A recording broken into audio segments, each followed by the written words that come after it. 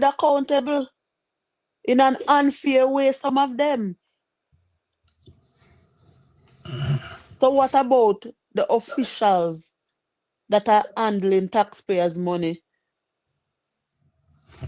You see, in any country where there is corruption, there's always poverty. And when you have poverty in a country with corruption, then the people are bought by those who are seeking to rule. And you have high level of crime. Yeah. They're bought very cheaply at that too. Exactly. And that is the reason why the People's National Party did not win the election. Because you have a section of the marginalized people who were ready to stretch out them hand and be paid to cast a vote. And that is why the government is still in power. Not because the people of Jamaica and you know, Mr. Blair, remain in power. Mr. Blair, I think there's a major lack of understanding among the people too. Because media have certain relatives when I talk to for vote, and them they express certain sentiments that I'm saying you not reason properly. Zin? And then after the election now, some of them like need money. You understand? I might approach me for whatever. But in my mind, I'm saying, but you guys are crazy. Wasn't this exactly what I was talking to you guys about?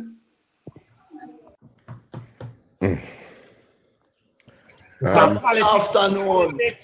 Top of the afternoon. East Portland. The vase can't no glue. Somebody in my box, yeah. No glue can't hold back the vase because we powder it out like flour. No glue can hold the vase. One East Portland. Let me ask you something. All the way at Jamaica and we pay taxes. See Biden there. Biden did have to pardon His Excellency. We can't stop put all of the initials them in front and behind him name. Marcus Messiah Garvey. Why him pardon him for? Tax evasion. And we Jamaicans, after this big nose boy come and talk about my Jamaican people, you must hold your government responsible. Jamaican people, who support corruption, who support cronyism, who support nepotism.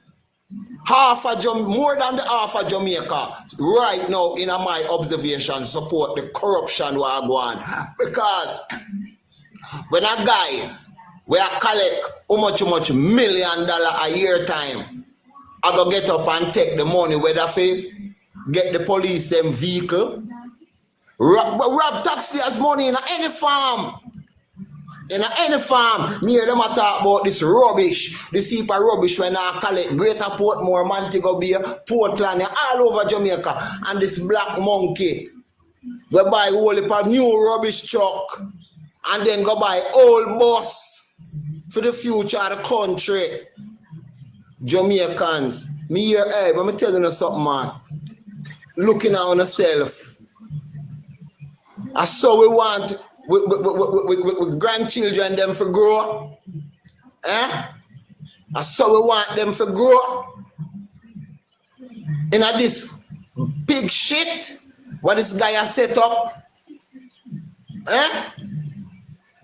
So with tax money, your tax money must make you get light, water, road. And that's your tax money supposed to do. Now, guy, you're not supposed to raise him pay 300%. I all the teacher, I not take up for none of you, you know.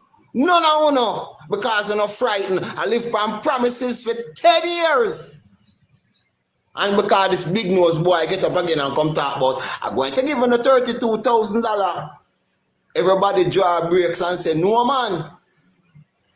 No man, we're gone. Looking on yourself, he had said the bitter medicine. I know him can't tell I and I Rastafari why him ask for forgiveness for about him sin against the unborn and you sin against the old and you sin against conscience, man. Conscience. Pure joke thing I want to Jamaica. And Uno, the police them who are go around and are cause only for atrocities. Now come to you let's make Uncle Bobby finish first. Uno police we are going with the only for atrocities and uno gunman out there. I mean I say gunman no fit dead you know. And alive. Because it is too much and it look bad for we in every single way in the internet. When I no crime or corruption, when I no corruption and it look and all eyes are on us. Me see somebody writing at the post and me I go close right just to say all politicians are the same. Not all. Me can vouch that the Michael Manley never thief taxpayers' money. Daddy Mike, me can't say that we never, me can't see it all now. Me know that the Michael build house, him give people them land, him do all different things to help the people of Jamaica, but you don't want to uno.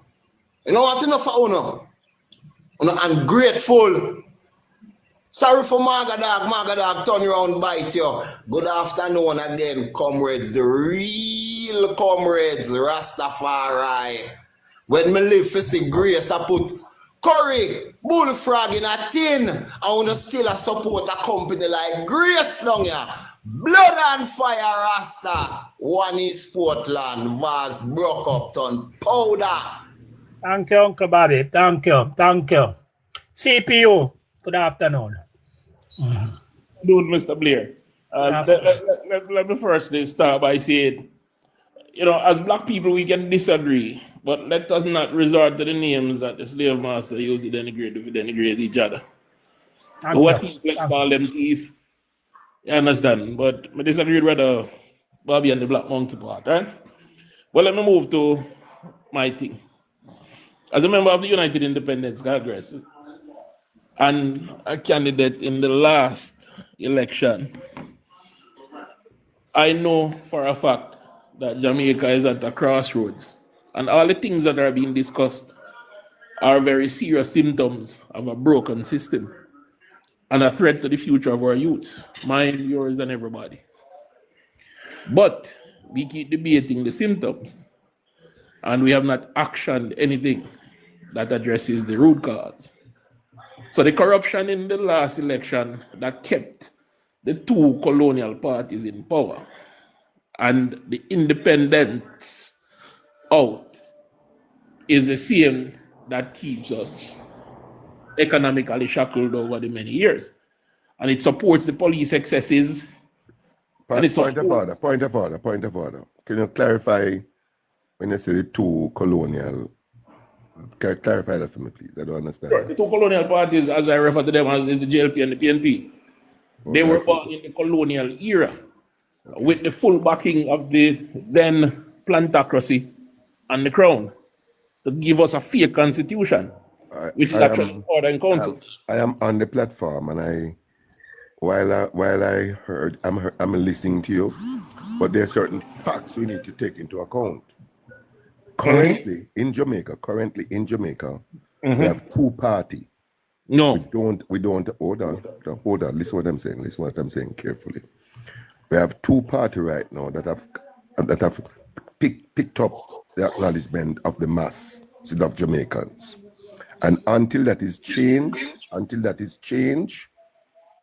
then we have to work with what we have, and working with what we have to be able to identify the two we have and identify the atrocities and act against them until we have a third and a fourth and a fifth party.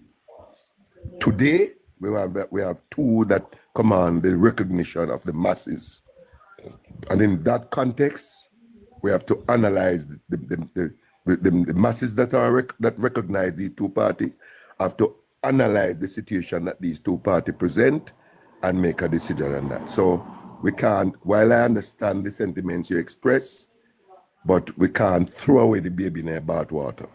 Continue. Sorry to disrupt you. Yeah, thank you for that comment, Ingram, because while the two major parties is the two recognizable parties because they are only represented in Parliament, any other party coming to Jamaica should not come to slander those parties, but to put a platform to the people to seek acceptance. Continue. So the reference of colonial parties is not a slander. It is a fact that both the JLP and the PNP were born out of the colonial era, and shortly after the adult suffrage period. As a matter of fact, before that, during the colonial era, the JLP, for example, was the Farmers' Party. So is that a slander? Yeah, the JLP was the Farmers' Party. The People's National Party was the first party which was created, which lead us into adult suffrage. And hence my point that they are colonial parties. They are not colonial party. They came out of the colonial era. But they came with the blessing of the colonizers. If you go to Jamaican archives, and look at who headed those parties, they were Caucasian of European descent and of the plantocracy. And so let us not lie to ourselves. Moving on. As I was saying, what we're debating is a symptom. What we have now based on a broken system that we have continued to embrace. And there's an imminent danger to young people and the future of this country, which should cross partisan lines. That danger is what is now being referred to as a republic constitution. Now, let us understand. On a point of interjection, 10 seconds. What is in the constitution? How many members make up the parliament?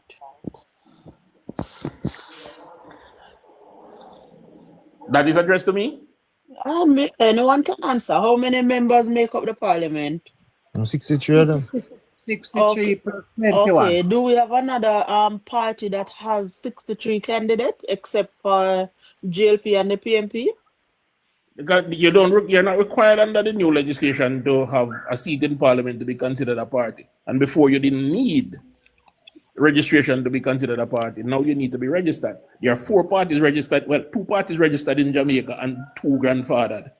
But how many do you need to form government? Do you have to have 63 To form government, you need a majority of seats. Not 63, but a majority of seats. Majority of 32. Majority. Magic number is 32. Now that there are multiple parties, you don't need 32. You need to have the majority. Mm-hmm. All right. So with that being said, that you need to have a majority, right? Mm-hmm. Cause me challenge I don't remember his name now. A gentleman over UIC. I challenge him all the while and he can't answer a question and me ask him.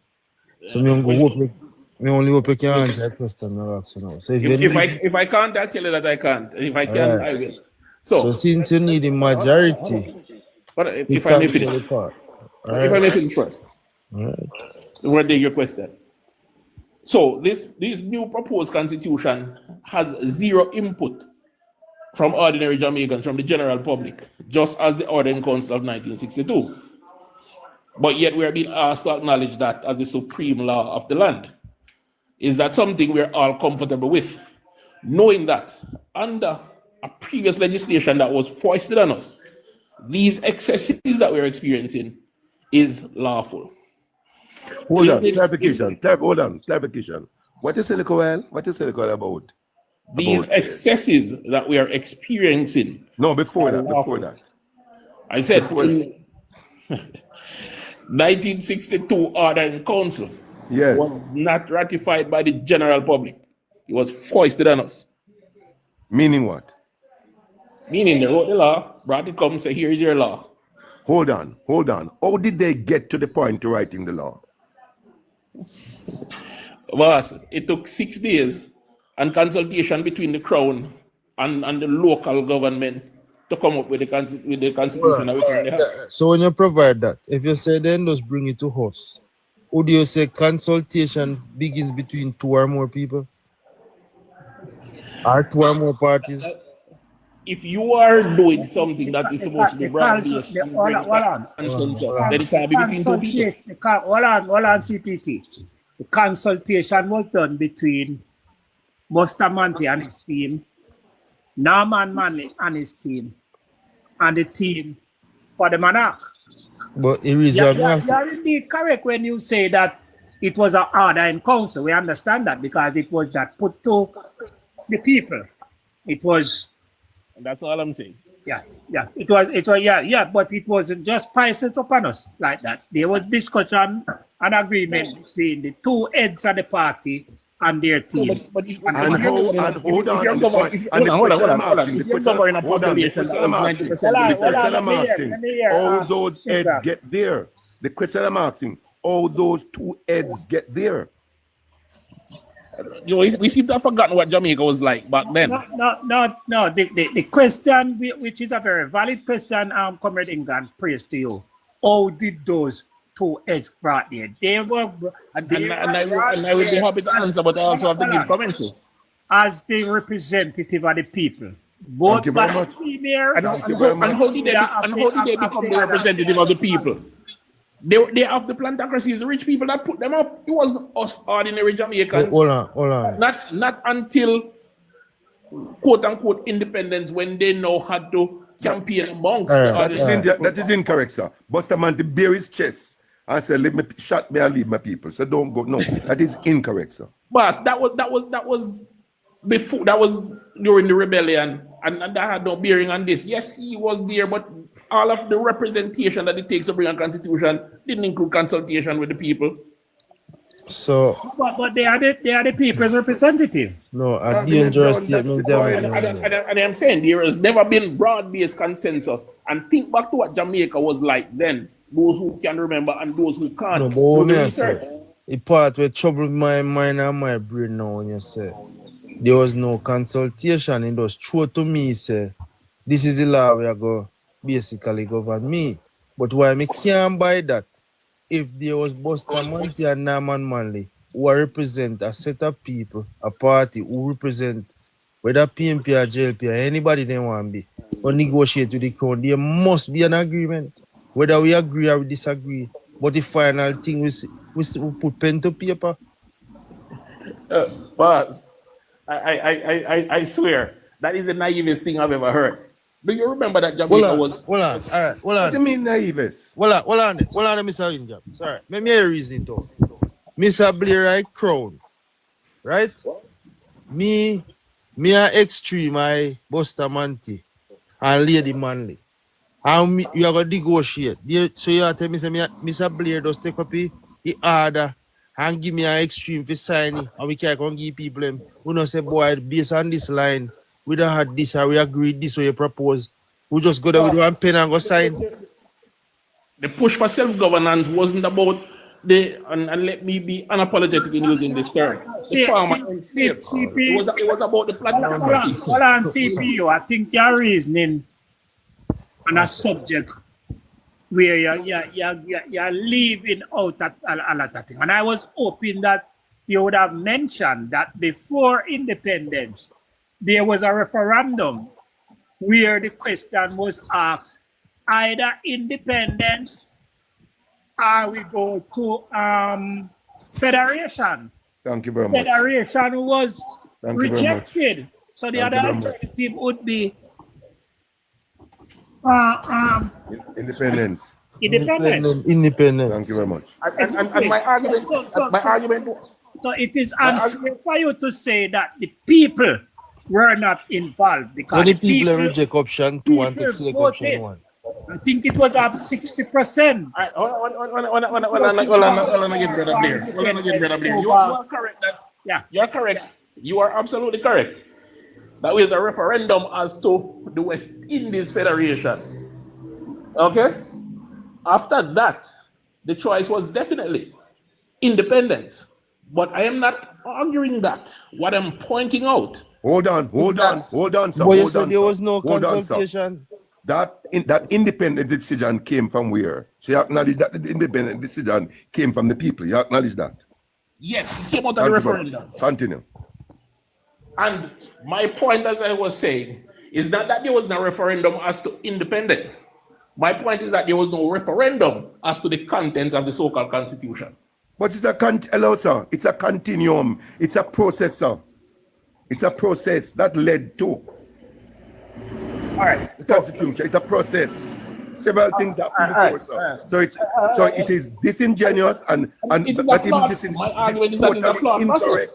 It It's a is flawed totally process. incorrect Hold on. for you to base your argument on that So, premise. alright. It is totally incorrect. So, all right, give me. You say it's a flawed process. Why? What? Based on your reading and your research, why it was a flawed process?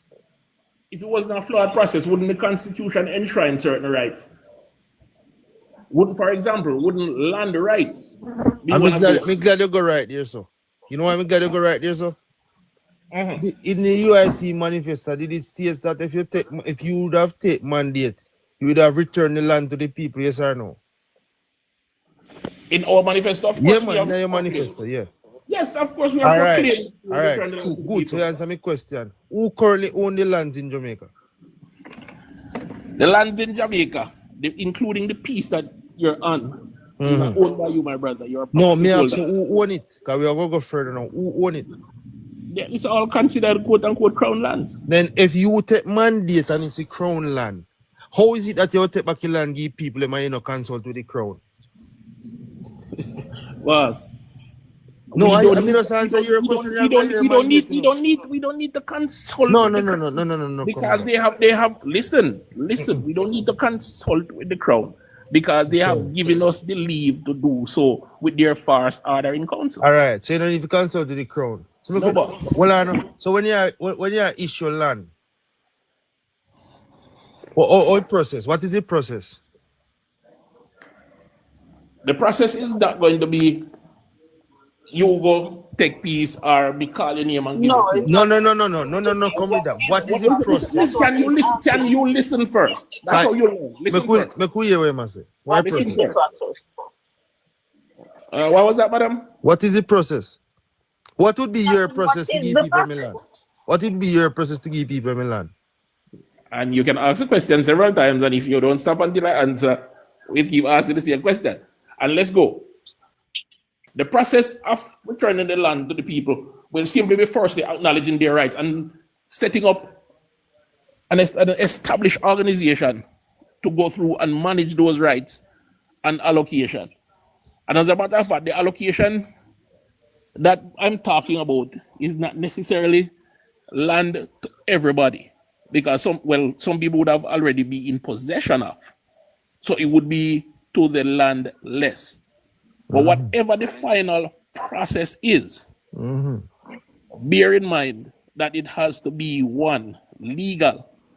So it has to fall within the legal framework. And two, it has to enshrine the right to All right. hold those lands. So part of the legal framework is it state that the crown own the land, own land, or you give a crown land, or we separate the crown now from, or we give people them a crown land if them depend it legally. And that is why I'm saying to you that it begins with a genuinely authentic constitution of freedom. And that is where the UIC begins. All right. And that is why that's why we have gone through the trouble of creating that constitutional framework and even have given it a name.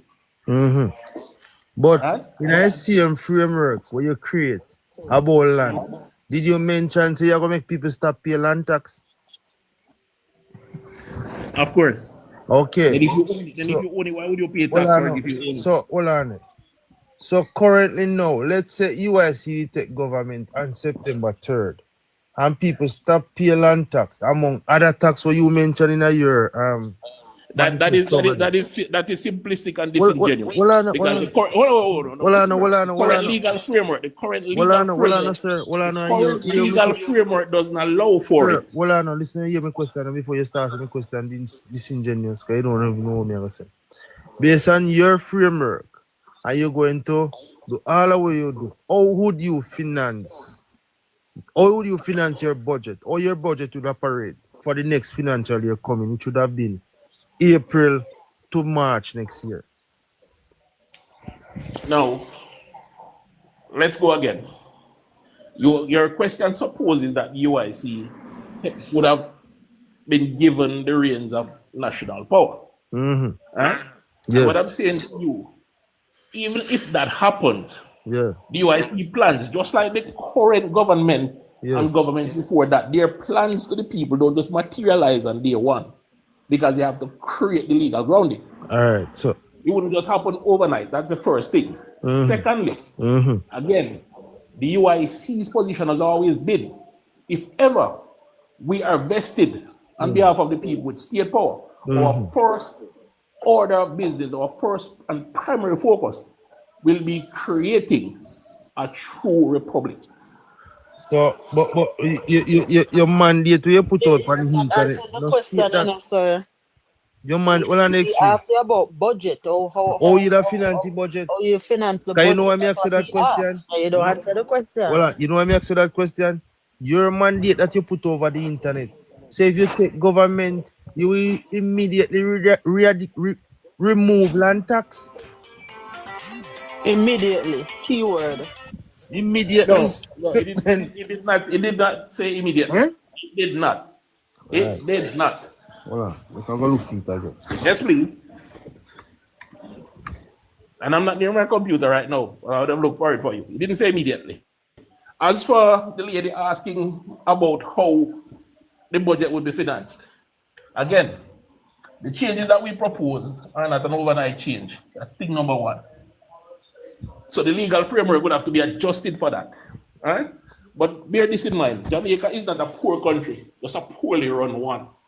When you can have a leader of the country going from a lowly civil servant to a multimillionaire in a period of 10 years, only holding state office, you can understand the advantages available if the market will allow. So are you saying that the I don't even want to say what I think you are trying to say. Think it and don't say. I don't even want to say it. Your question. So if You your find it yet? thing, You find it yet? well, I know if you're Well, I know, man, before you move from one thing, you just positive I something. same that thing you you want got to say. same relating the same thing. So No, if me is it ask that, you say you're gonna look for it when we well, say I know, man, immediately. calm yourself, man. At this point, you are saying that GOIC process is a timely one. But is it at the current parliament now, structure is set up now, if PMP or JLP win, in this instance JLP win now, when the budget submitted, the Governor General give his last blessing? My brother, you're asking me another question when you just promised me that. Well, you're I gonna know, sir, clarify. you know when it's already. You go get it. Me, Yes, but you just sir, positive that well, I know, falsehood. but you don't answer And I'm my asking question. you to So why, address it. you don't answer my question, so why am I going to do something for you? When you not But answer my I question? did. I was answering your question, and you posited a falsehood, and I challenged that, and you say you're gonna bring your proof. So bring your proof. But and we'll continue. Mr. Captain, Yes, I sir. think that's the acronym that you have up there. UIC. I That is think correct. you are really deflecting from the point of the issue that we are here about, to be honest. Respectfully, you're deflecting from what we are here about, because we cannot be talking Part of me about. still I get to. Hold on, brother. Continue, miss. Yes, we cannot be here talking about some, so you don't even sound sure of what you are talking about either. And we have issues that we are dealing with now because we currently have an elected government. Right? So in Right. order to change whatever is going on now, we have to focus on getting the issues that we are having dealt with before we can even consider. The hypotheticals of all of this.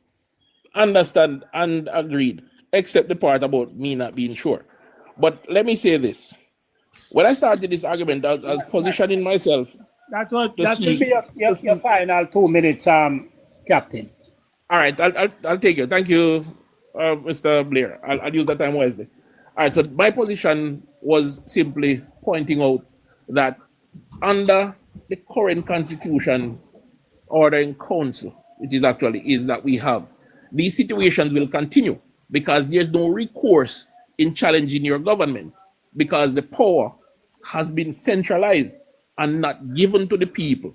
So you can petition your government and you can independently challenge activities of your government or the actions of your government because of the origin of our constitution. And that is why the UIC focus is on changing the constitution So I'm saying to us, while it is horrible, all the things that are happening, from the corruption to the police excesses and all of the other stuff that is happening, the mismanagement of the public treasury, all of that, to change that, we have to focus on the constitution. And right now, the clear and present danger is the quote-unquote new constitution that we are being given.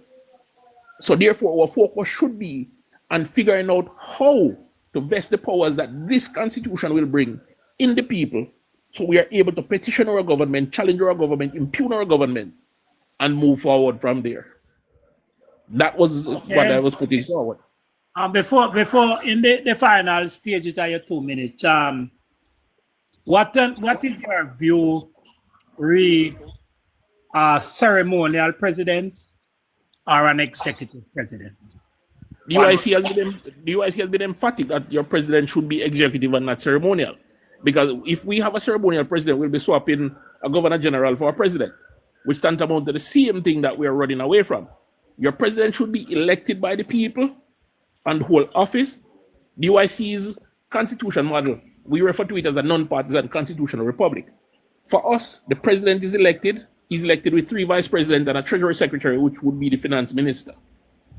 Okay? So you have a clear mandate to rule. That is our model. Okay, thank you for stopping by, and thank you for joining the platform.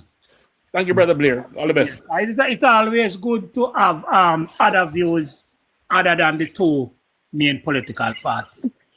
Joining us is Abantu, and I want to give him 2 minutes to open his microphone and lay his card on the table.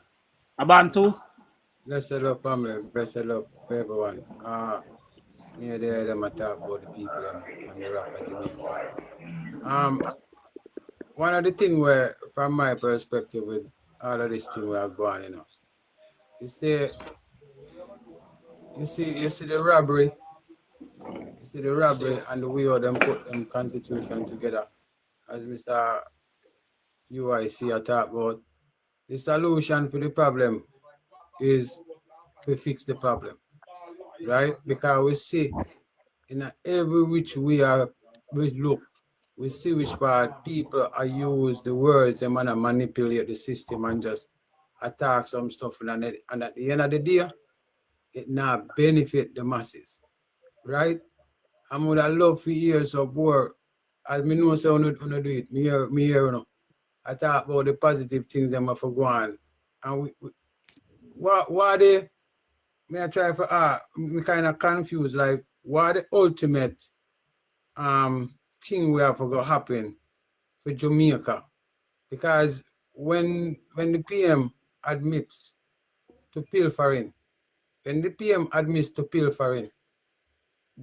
see that one statement there alone,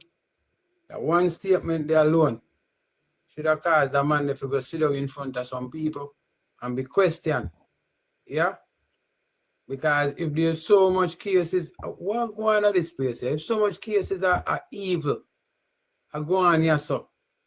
And like people are going like, you know the worst people when we sip on them stuff here, a person we that say have intellect, we that call bright, people who can research stuff and then something there, and then still I come out and I push some vibration like say, because one of the worst statement me hear over the last time when everything are gone, when persons can reach to the point where they say, they don't have a man, they don't have a problem for a man, they be a thief. Then cool with that. You hear me say? People you have the mindset say them for do evil.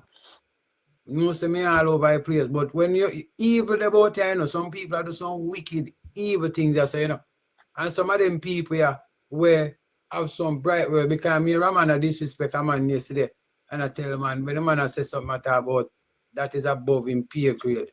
You see all the little nasty statement, because one of the worst thing, one of the worst thing with the culture now, where we find out what happen, you have one separation of people, where you have the people where then teach them this, then teach some people that if you have certain name or a level of education, you're better than the people them when you have what you have.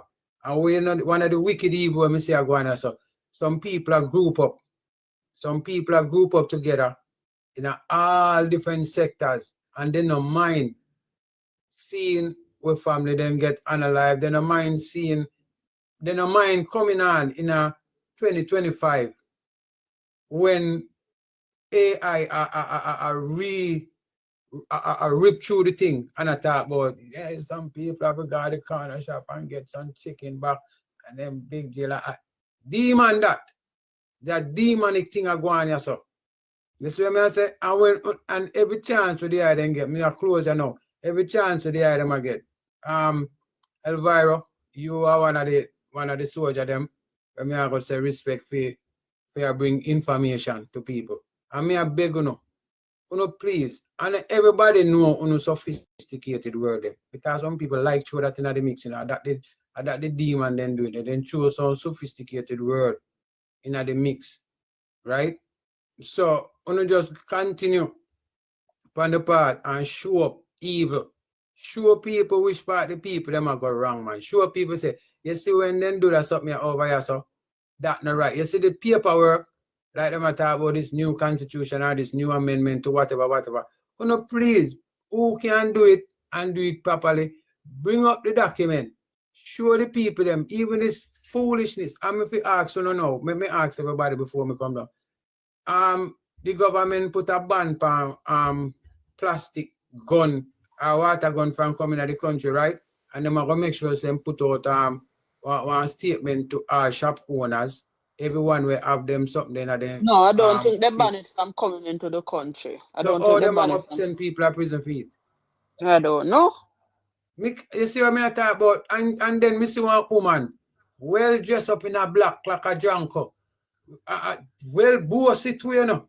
Oh yes, 15 years. And yeah, and if you talk about the 15 years, you're gonna get 10 more and 5 more.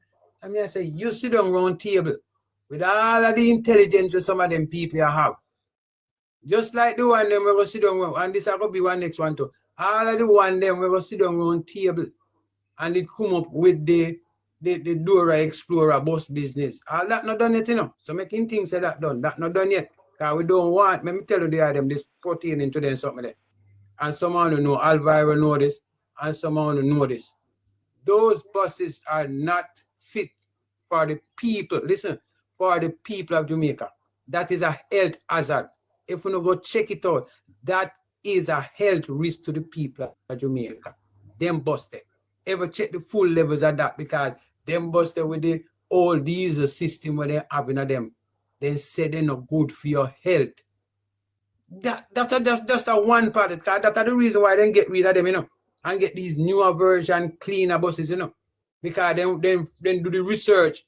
The research do. They have the program. Alvaro, you probably know the document. It's called the Clean Bus Program, where the American them get rid of the whole dirty bus them, and I get cleaner diesel bus, and I get rid of them dollar bus here, and then they carry them. I can't tell with foolishness.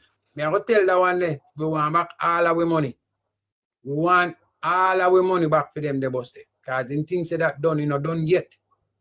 In things say done, you know, done yet. We want back all our money. Me I go, family, we have a whole power for you. One question before you go. Did you participate in the political process the other day, revoting? Sorry? Did you participate in the political process the other day, September 3rd, revoting? Yeah, I put my finger in the ink. Did you vote? We can't sign up to this corporation, family. You're ready yet, man. You're not ready yet. Get off of here. We don't need to hear it. Don't tell me that. No, stop. You shut your mouth and can't tell me so we can't talk. From you, bro. You're mad to right today.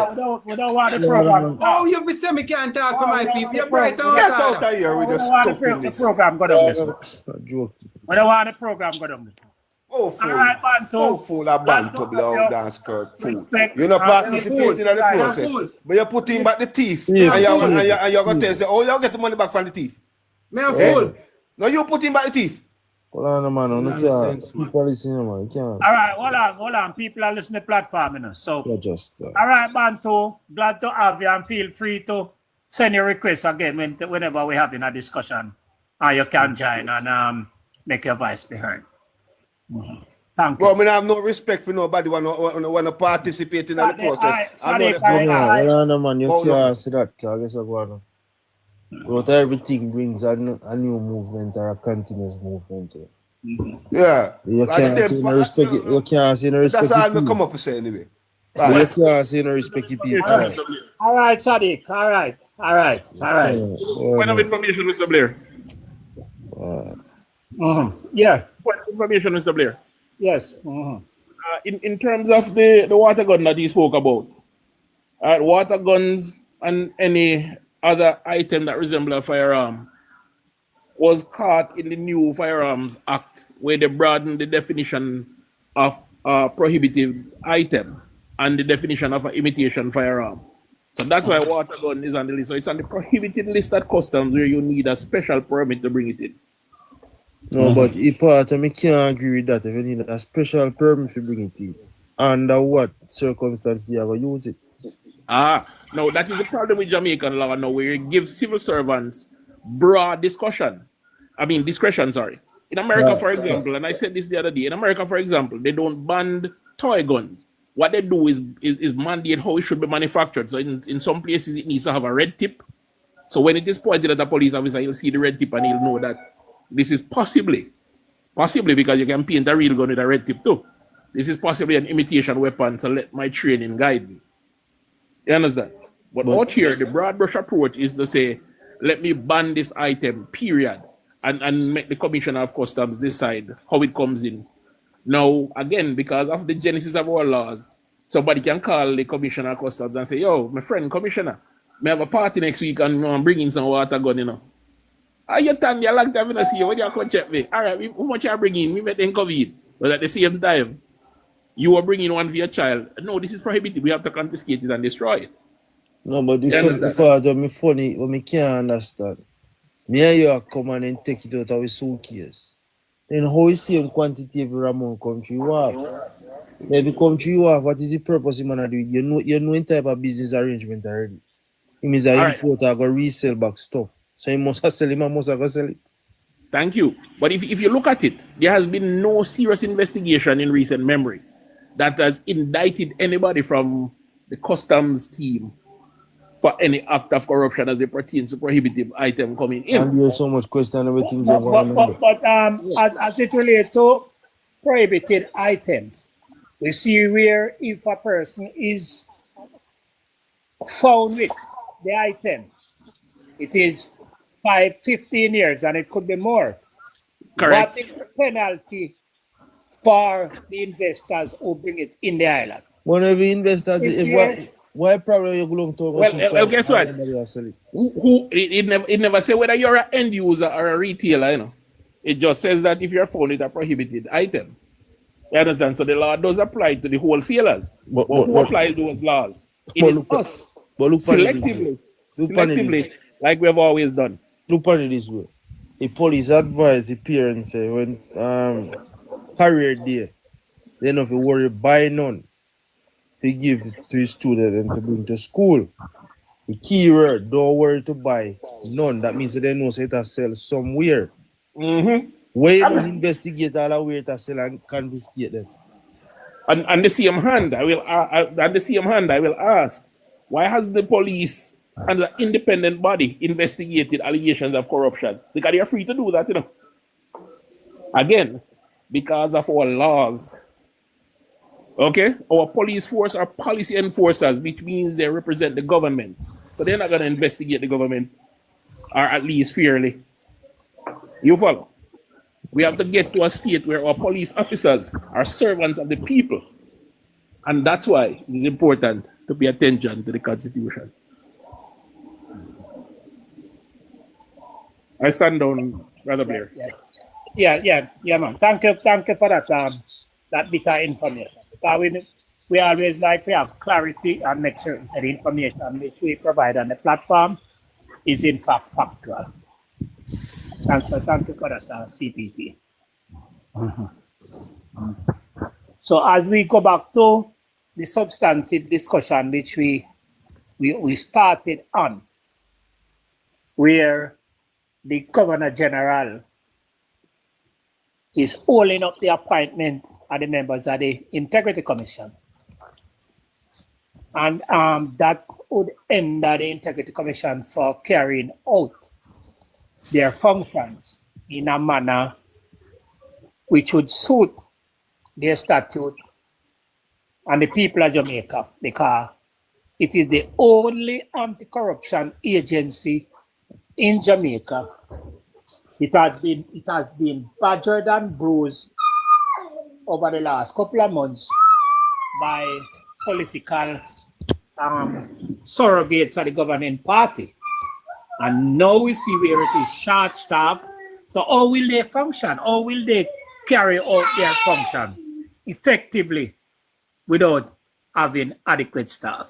Let's just start back there. May I take the floor, Brother Blair? Yes, you can. Yes, you can. Thank you. Firstly, the Governor General, his position is ceremonial. He's a glorified rubber stamp under the order in council. But we are seeing where he is flexing those muscles that are his legally. And it shows again the gaping holes in our supreme law. But let's get to the substantive matter. The Integrity Commission, nobody in the parliament today wants it to function properly. I'm open to corrections on that. Simple reason, the Integrity Commission is asking too much questions, doing too much digging.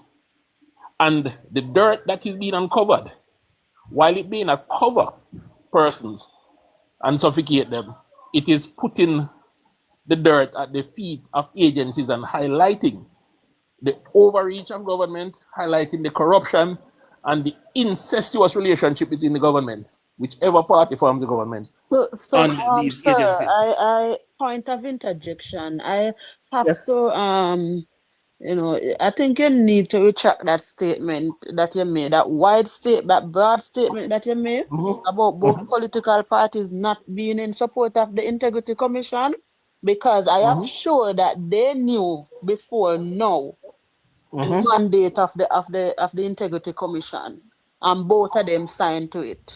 It's just one particular group of people now who is making the Integrity Commission look as if they're looking to weaponize a particular individual. But the question I ask Captain.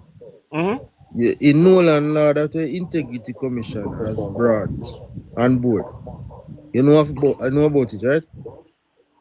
As I didn't hear the first part of it. The Nolan laws of good governance. Right, I know about it. Your parties have signed to it. So we said that the Isle have yet to sign. Any member of them have yet to sign. The government, the previous Then government, you can't make a fair statement to say neither side of the Isle support them.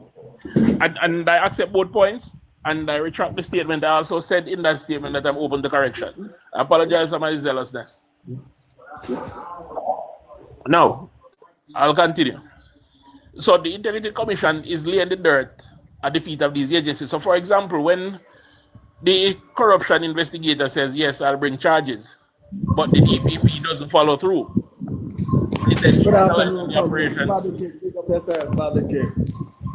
it then shines a light on the office of the DPP, and the DPP powers to, one, take over any investigation and prosecution thereof, or to be party to or end any prosecution.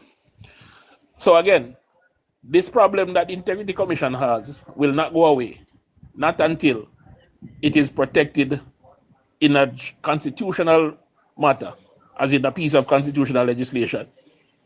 So the parties have refused to do that. Well, I shouldn't say the parties. One party has refused to do that and has made sure that they have acted openly to stimulate the operation. Right, because one party is on a hunt to dismantle the institution, while the other party was seeking or proposed to give reinforce give them more strength.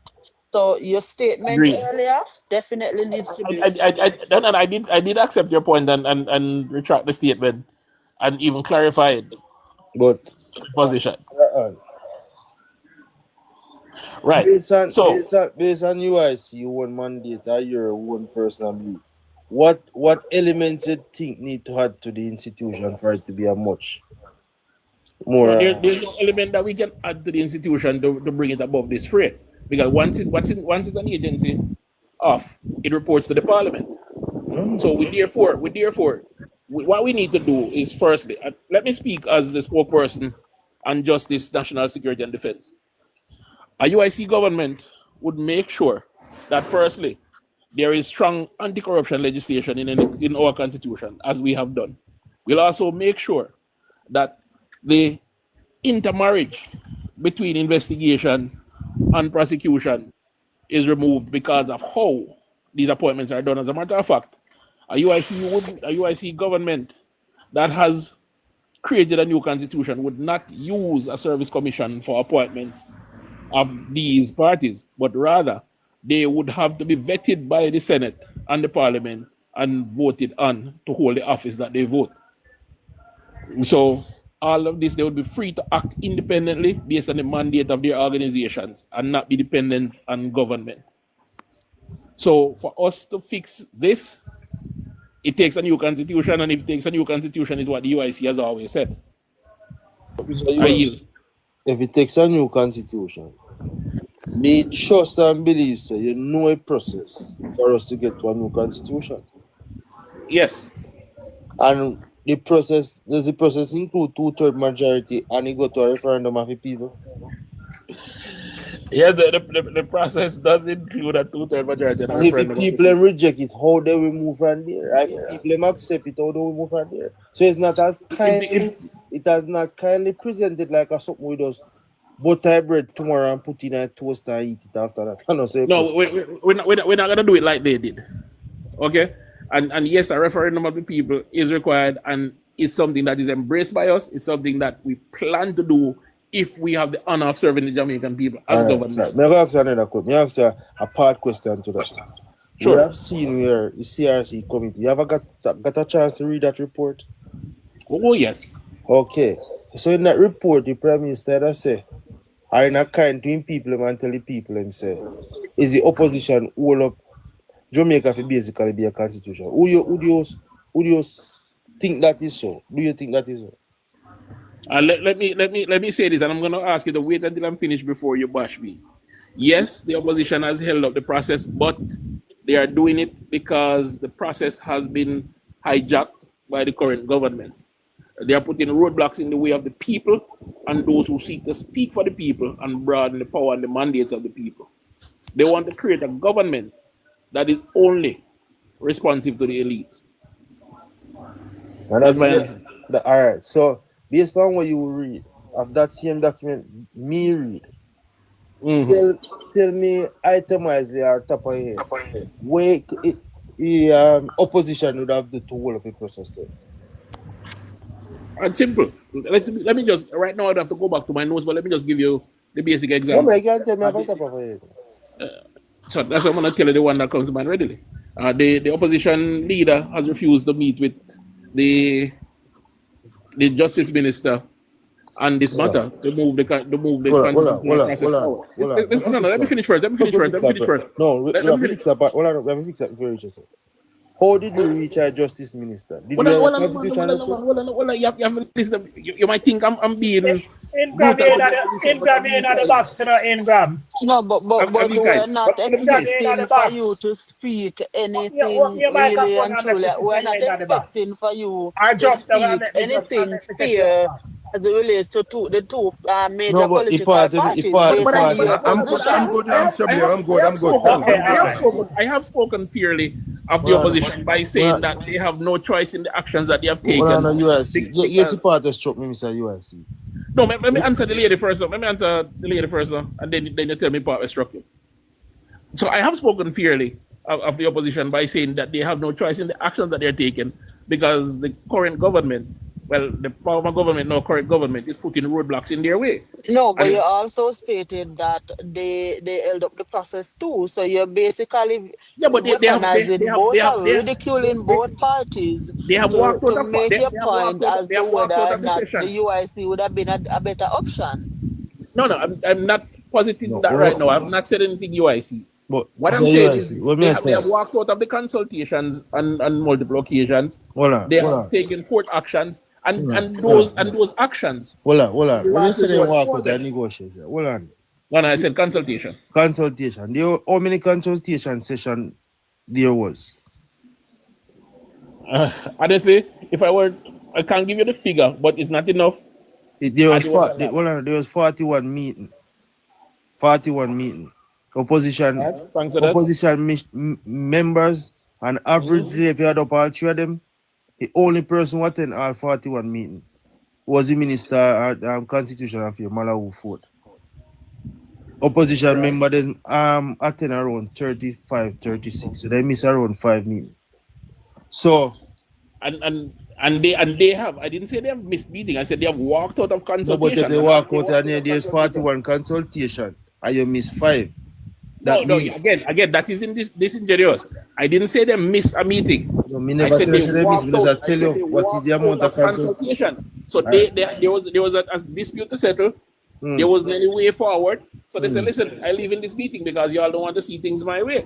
But well, I know. The part of trouble me is when you say Mark Golding refused to meet with Delroy Chuck. But well, I know. Here where trouble me. The Mark Golding meet with Delroy Chuck. Did the Constitution Committee meet report reach to Parliament where both parties discuss it? All right.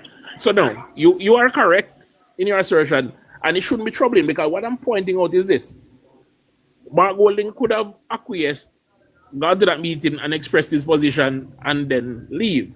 Right? Or sat down and had a fulsome conversation. He had 3 choices. He chose not to entertain it. I'm not saying that he was wrong, but I'm saying these actions were as a result of him not having any direction to go because of how hemmed in the party is. All right, so actions that, by the actions that are being taken by the government. That's what I'm saying. So, all right. So with Mark Golding pen a letter, maybe I think last week, I did about some time ago. Did the Prime Minister pen another letter to say that his frame of mind or thought of process have changed now? The last reporting I heard on it was the opposition leader penning a letter. No man, the Prime Minister pen a letter at 10th of October. He's willing to meet at Royal now. Right, so that's what I'm telling you. I'm saying the last reporting I heard was about the opposition leader penning a letter. So that's what I'm just saying. The Prime Minister pen one now. Okay, so I'll take that under advisement. But now I can't comment on it because you say so. I have to know why. That's why I say you must go and locate it. That is factual, and you could update yourself when you get off of the program.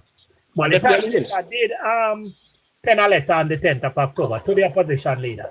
So you then need to check that then. And it's public. And the next thing why me say your statement is troubling, but since me can't really ridicule on it because you never know about the letter.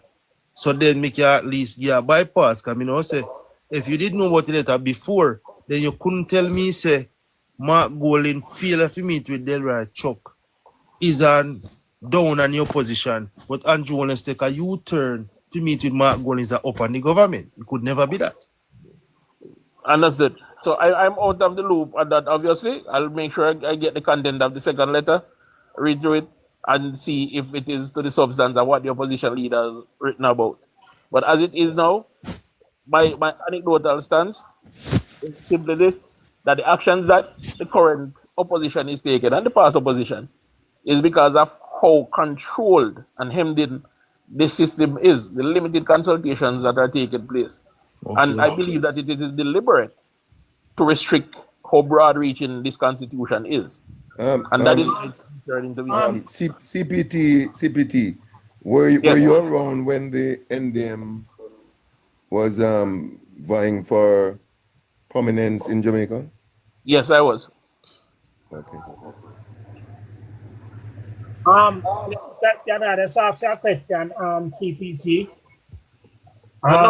Yes, I was. Yeah, man. No, you answered that already. That was Mr. Ingram. Okay. Yeah. What is the UIC and your personal position on Jamaica's final appellate code? Now, UIC position, and it's a position I support fervently, is that as a supposedly independent nation, our appellate court should not reside anywhere. while we don't have a problem with a Caribbean Court of Justice as another avenue of settling civil matters, we believe that we should have our final appellate court here in our land. So separating from the Privy Council is something that the UIC intends to do and will do if we have the honor of serving the people. But again, it's not a clear-cut road. We have to make sure that it is legally founded.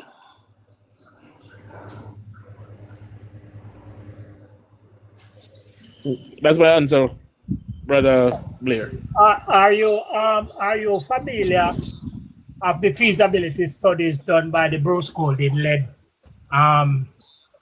government between 2007 and 2011, where they looked at the feasibility of having Jamaica having its own final court of appeal?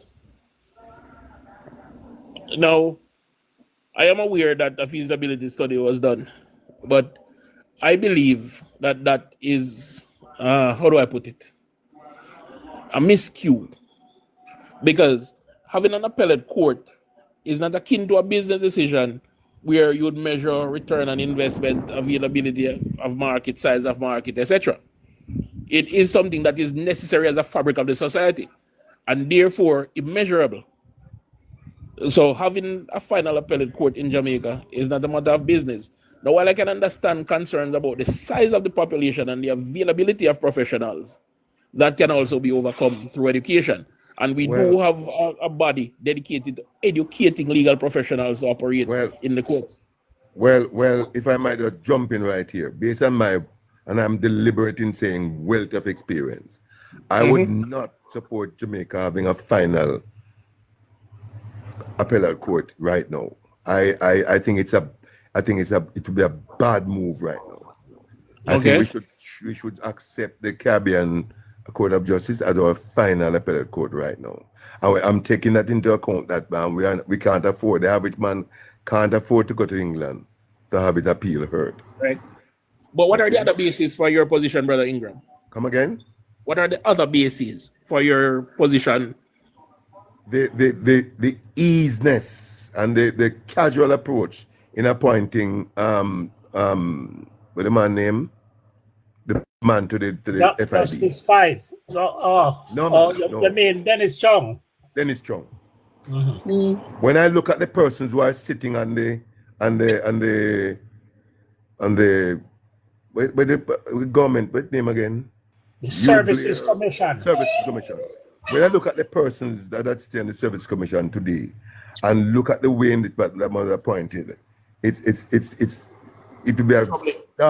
will be a dark day if Jamaica have a final appellate court right now. That is true, Mr. Ingram, indeed, because when you look at appointments being made just based on association and not on merit, nor qualifications, nor requirements, that it would be a sad day for persons, even like Captain, if he so decide that, he think he has the requisite skills to secure one of these jobs, he wouldn't be considered because he doesn't have any association.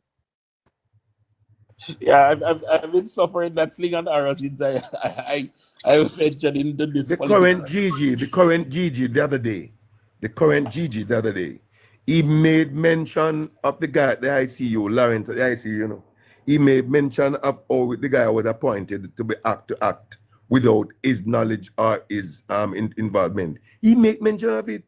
Yet to date, he said absolutely nothing about the situation with respect to the IC and the Prime Minister today. He said nothing about it.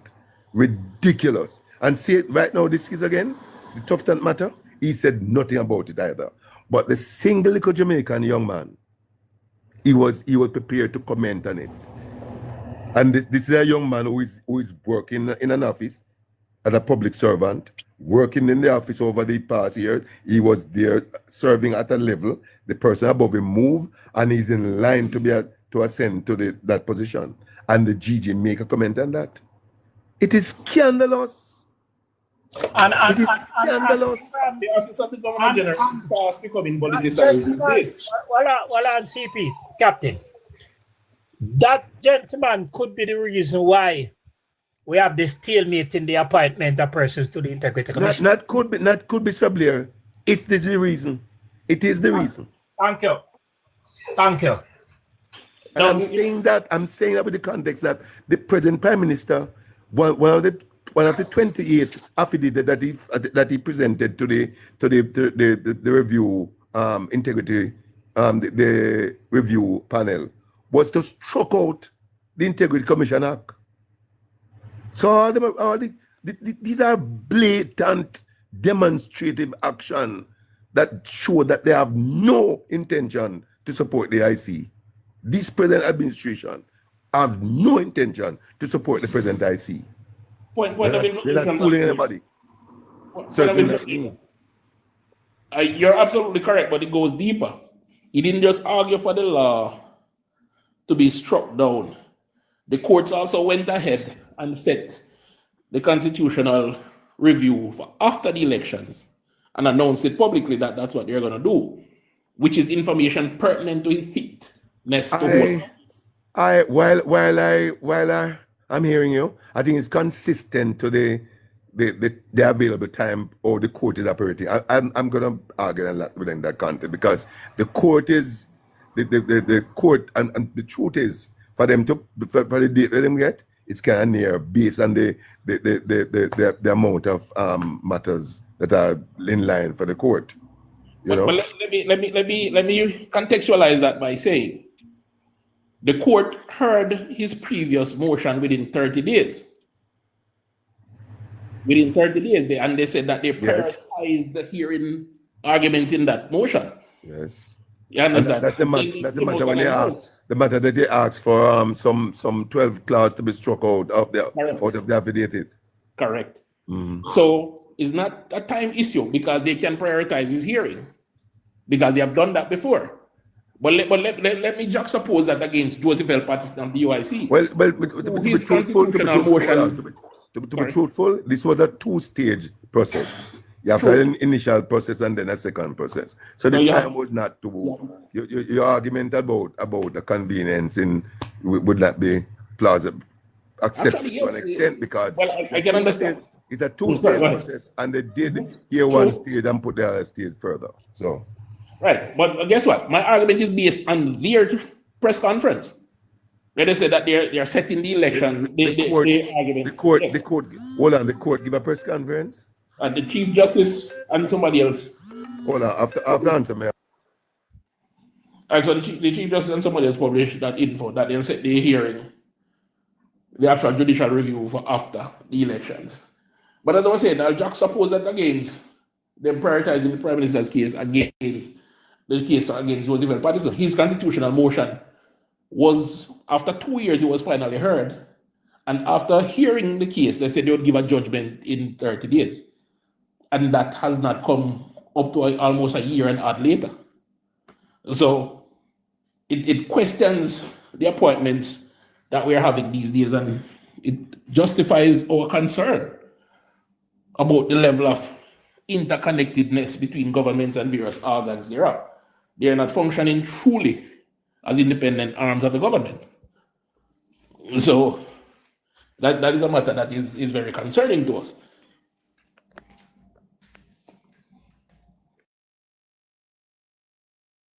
Okay, I totally understand where you stand where our final court of appeal is concerned, but let me just update you on the finding of the Bruce Golding-led administration, where the two items which came back, which said that Jamaica could not afford our final court. And the second one was that Jamaica would be competing with the CCJ for the jurists to sit on the benches. There would not be enough jurists in the Caribbean to supply both the CCJ and Jamaica's final appeal court. Those were the two judgments came where the feasibility study of Bruce Golding is concerned. As- Now as- that is back on the table. Before And you move on, let me just make a next point.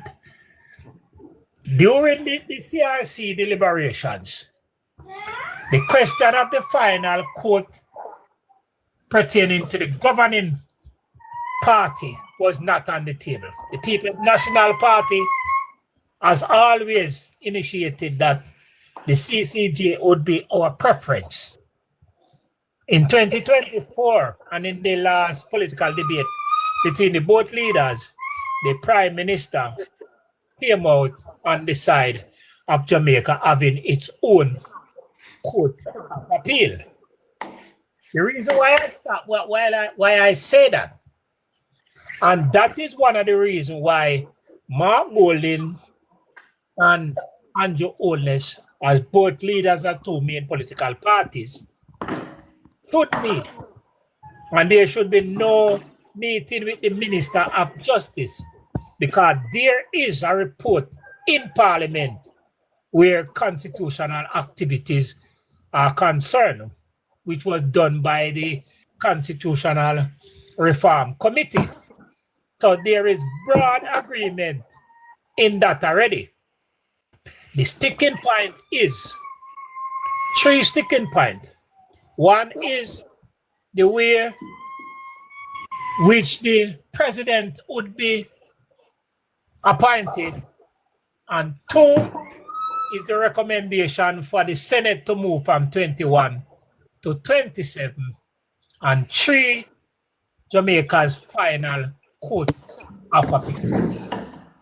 I don't think Del Wright will be able to hold fruitful discussion on those subjects with the opposition leader without the input of the Prime Minister and his team.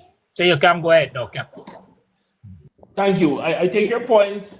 Yes, and just to add to that, the matters, the matter cannot be dealt with through subordinate communication. It cannot be done. There will be barriers in the communication process there, and that cannot happen. I take both points, and that as it pertains to the level at which the discussion should take place.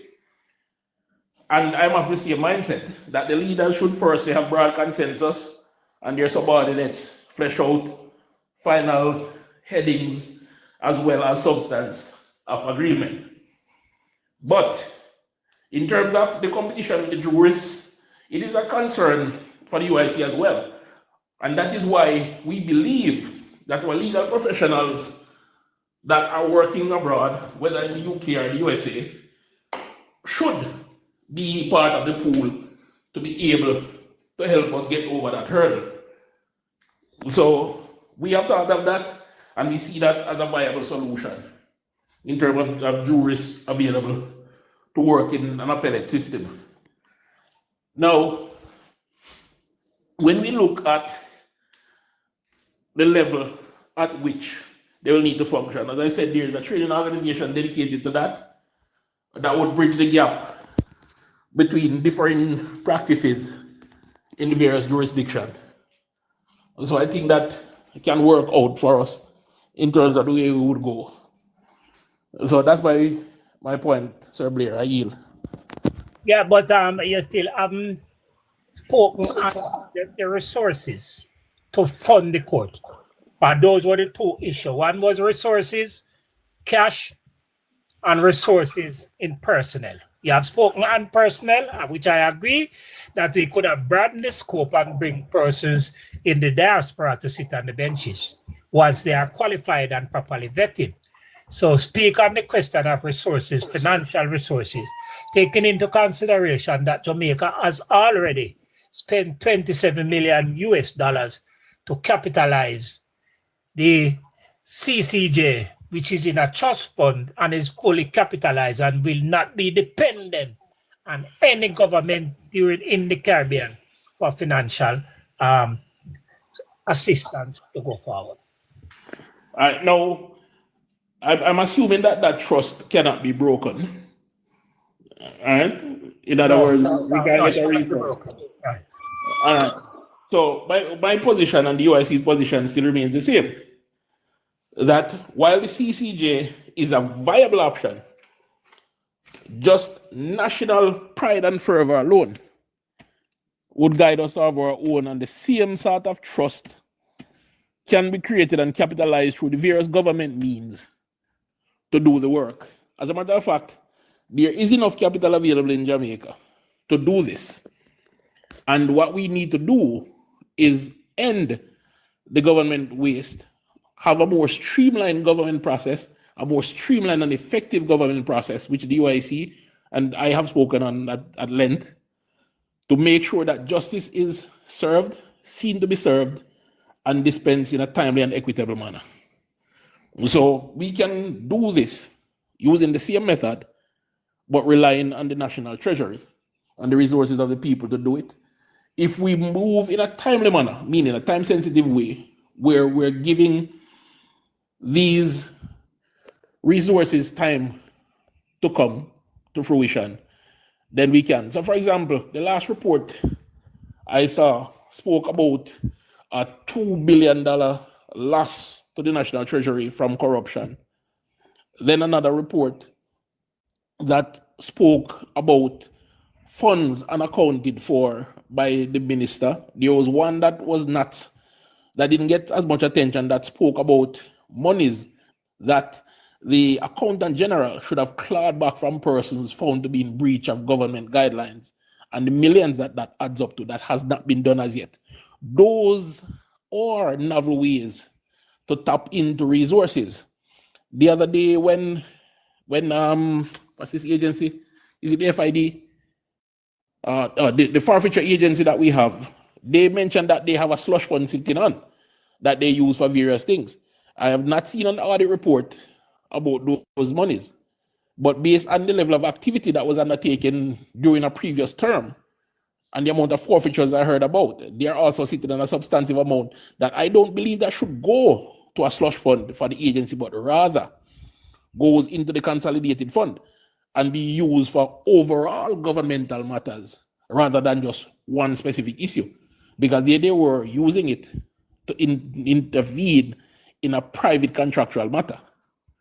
So we have the resources available. So let us look to those creative use of resources to create our final appellate court. I yield with that, Brother Blair. Yes, I understand you, but my personal view on the matter is that Jamaica has spent $27 million already. Right. We should not burden the taxpayer and the people of Jamaica to fund a final court, which is very, very expensive, you know. Yeah. We are dealing with justice. You understand? You have to make sure that this agency is so financially independent that justice is impeccably impartial. Jamaica economy has not grown over 1% in the last 10 years. How would we fund a court where 68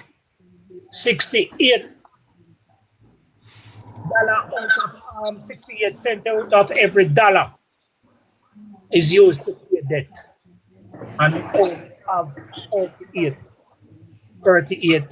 32 cents leave out it. No, 62 and 38. We only have 38 cents out of every dollar. Look about the business of the country. Can we afford to take on a final court of appeal? If I may come back in at this point, you see, and this is what because you need the argument where we're debating, you know. The fact of the matter is we just have an election in September, and this current party won the election. I mean, I talk about the circumstances under which they win the election. The fact of the matter is we're talking about a situation in which the Integrity Commission spent $30 million to do a forensic audit.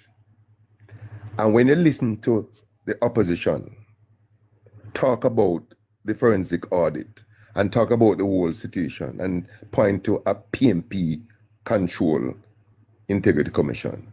Now, anybody who have any sense of knowledge or any basis of intelligence and a forensic audit is that an ordinary procedure. And can you imagine if that forensic audit was done by Jamaica?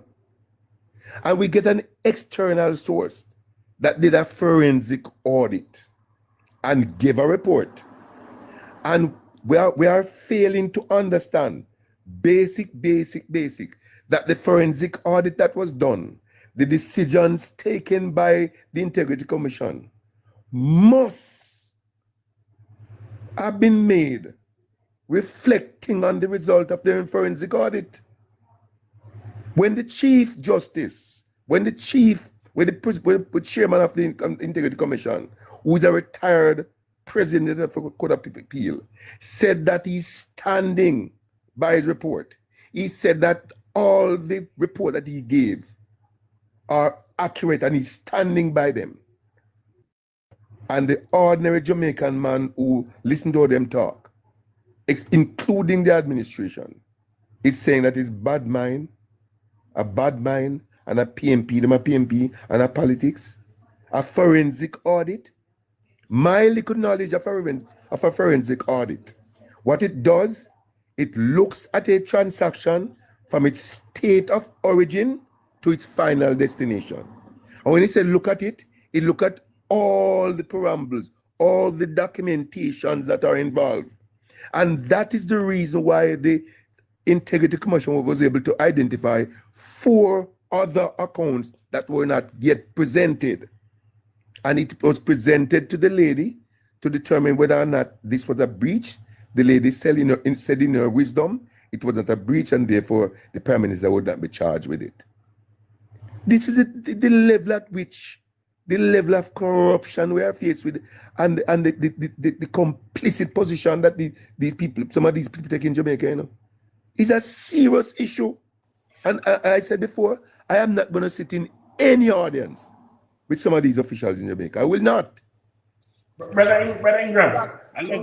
Ingram, before you come in, Captain, the case with the Director of Public Prosecution, when the constitutional motion was called, and the Constitutional Court said that it is unconstitutional to extend the duty of the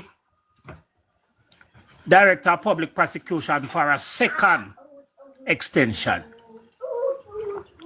When that result came out, the panel of judges were three female judges. And one of the first things to come out on the social media platform was those 3 judges were members of the People's National Party. Remember now, you know, the judges did their job, and because the governing party did not win, the justices were labeled as members of the People's National Party. So I can understand where Comrade Ingram is going, where our final court is concerned, because any judgment go against certain individual, the institution will be labeled as if it is a PNP organization, and we cannot afford that. That is what has destroyed the Integrity Commission. And the Integrity Commission at this time is fighting for dear life and relevance in our country where corruption is rife. Continue now, Captain, you can respond to Ingram with that now. I thought it was a response, but just share the passion that he has on this topic. It's the same position that the UIC has. And our press release on the matter at the early stages expressed full support for the Integrity Commission, its function, its grounding, its legal grounding, and the actions that it has taken so far. So I do understand the passion that he shares on this. And I also understand your position, Brother Blair, when you talk about the need for the Integrity Commission to survive and surmount what tantamount to war against that agency. Again, it's the same position. But let me ask, if we as civic-minded Jamaicans understand the importance of the Integrity Commission, what it stands for, what can we do to press our legislatures to act in a noble manner? That is my question. You see, that is another question, because the head of the Oversight Committee in Parliament is a member of the government. And the majority of the persons who sits on the Integrity Commission Oversight Committee in Parliament are members of the administration. And we see where the Integrity Commission appointed somebody to act when they did not renew the contract of Tamika Prince, the corruption prosecution of the Integrity Commission, and someone was asked to act. And they claimed that the person went to school with Dayton Campbell. They both were university friends, and public life, they are still friends. And we saw where the chair of the Integrity Commission Oversight Committee and also the government business leader in Parliament, along with the government leader in the Senate, pen a letter questioning the suitability of the person who was asked to act, based on the fact that he and a member of the opposition went to school together. And here we are now. That he attended the man wedding. Yes. And here we are now. The same Integrity Commission chair has not written the Chief Minister of Health and to say that his association with the lady who got the unsolicited contracts was wrong. So we have to be very careful which institution we allow to be denigrated by the governing party, because it seems that it is only one party in Jamaica at this time who have anything to fight where corruption is concerned, and it is the People's National Party.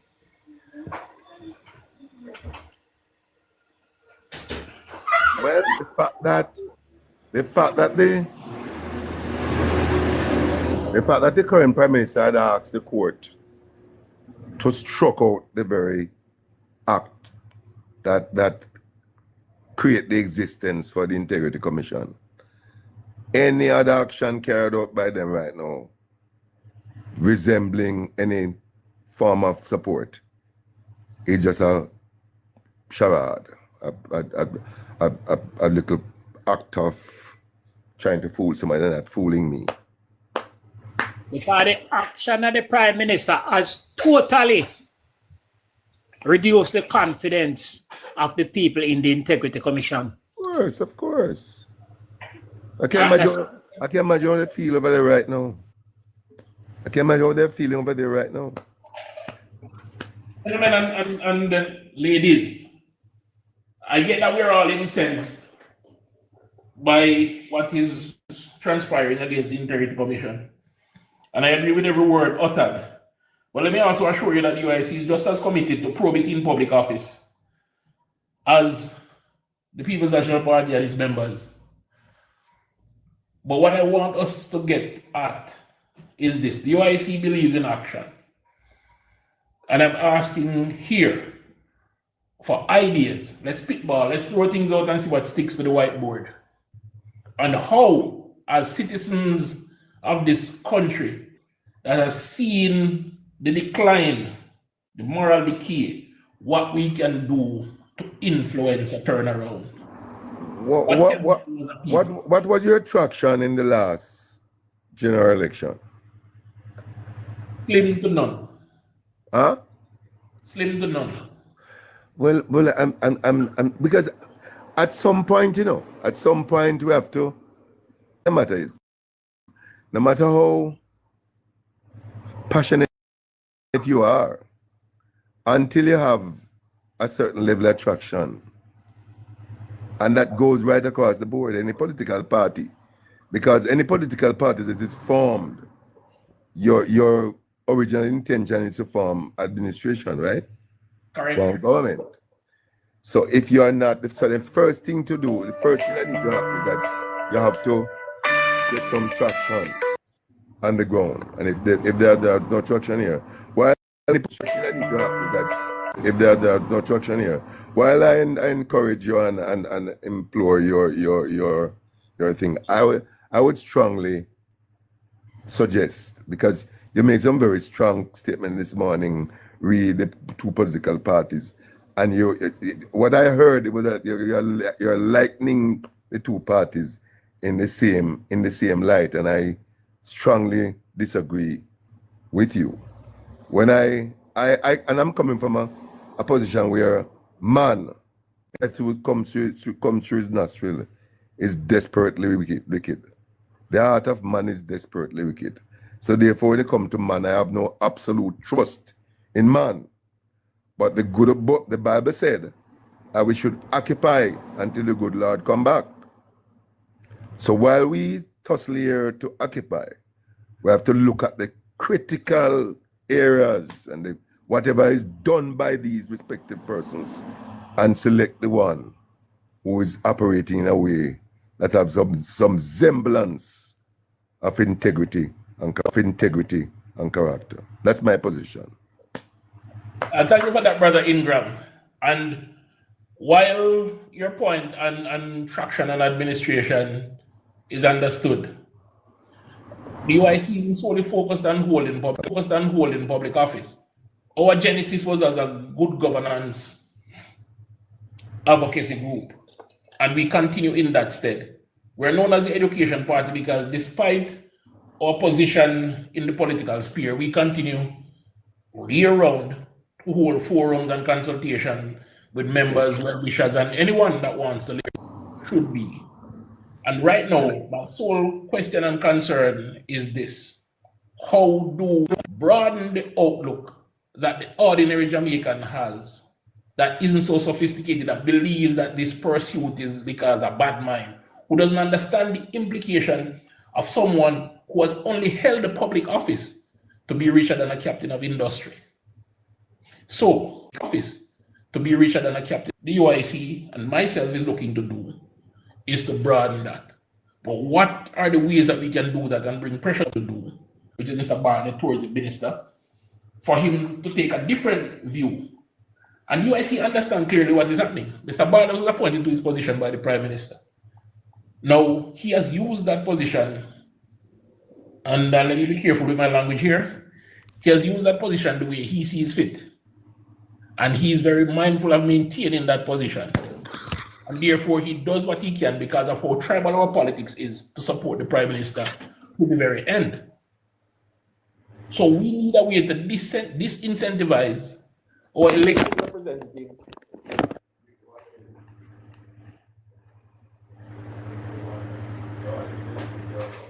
So the next question which we would want to go now to is, what will be the position if the judicial review come out and said that there was nothing wrong in the procedures of the Integrity Commission which was used to assess the Prime Minister? Then the UIC and myself will herald that, what would you call it, that judgment. Wait, you say you there? Yeah, I am saying now that there was only 3 items up for judicial review, if the court found that the Integrity Commission was right in the method used to investigate and gather evidence about the Prime Minister, read his statutory declaration and his subsequent investigation for illicit enrichment, what will be the next step? If the court throw it out and say the Integrity Commission was within its right and within its statute to use those methods to investigate the Prime Minister. As I was saying, so the URC would herald that judgment as a carriage of justice and then look to see what the director of prosecution in the office of the Integrity Commission does, as well as the DPP, and we are willing to defend any public defense. We are willing to defend any, and I don't mean verbally, I mean physically. Okay, thank you. Ingram?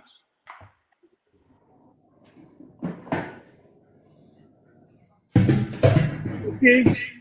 We cannot have it both ways. We cannot have one justice for the common man in the street and another justice for the rich and connected.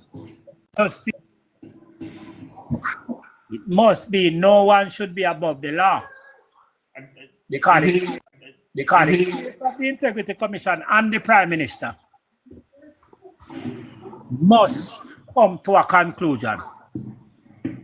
And the Prime Minister cannot go on no stage now and to impute motive and to call people bad mind and witch hunt and anything that is any evil that is found against him. We have gone past that. That was done in the political campaign. He has subsequently won the election.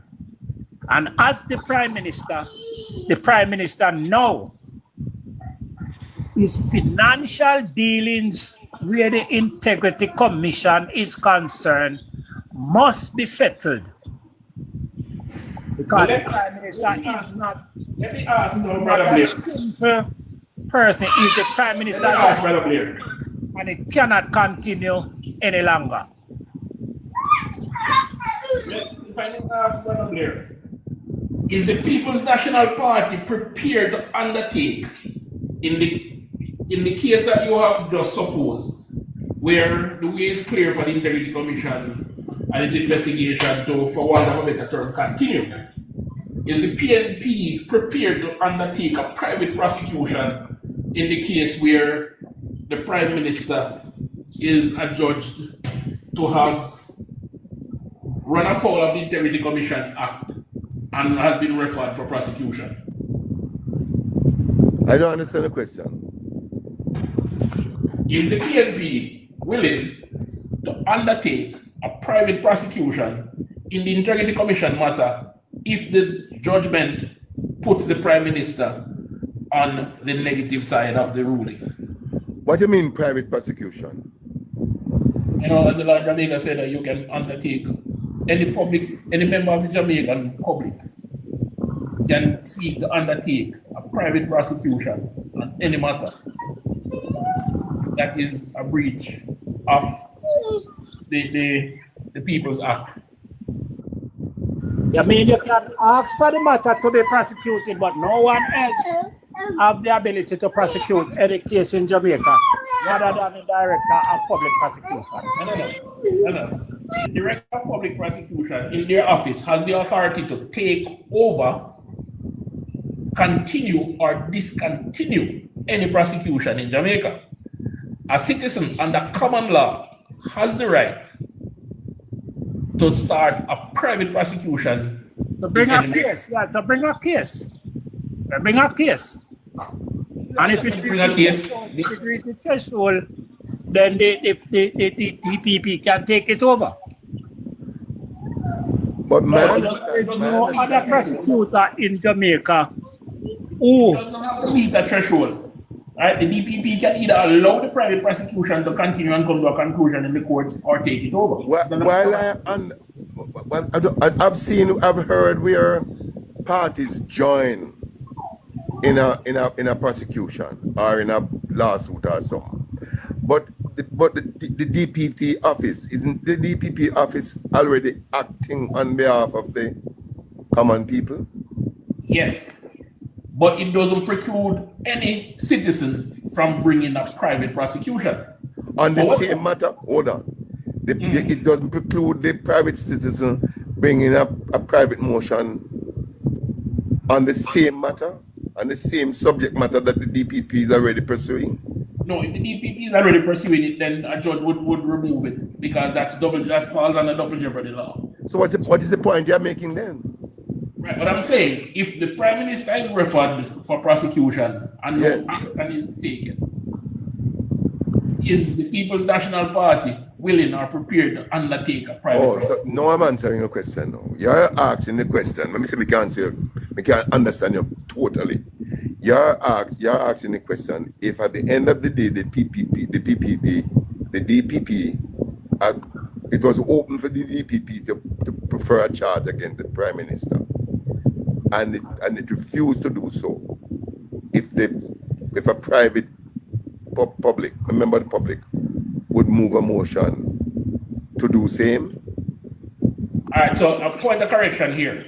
If the DPP vacates a charge, then a private citizen can't reinstate it because the DPP has the authority to start, take over, or conclude any prosecution.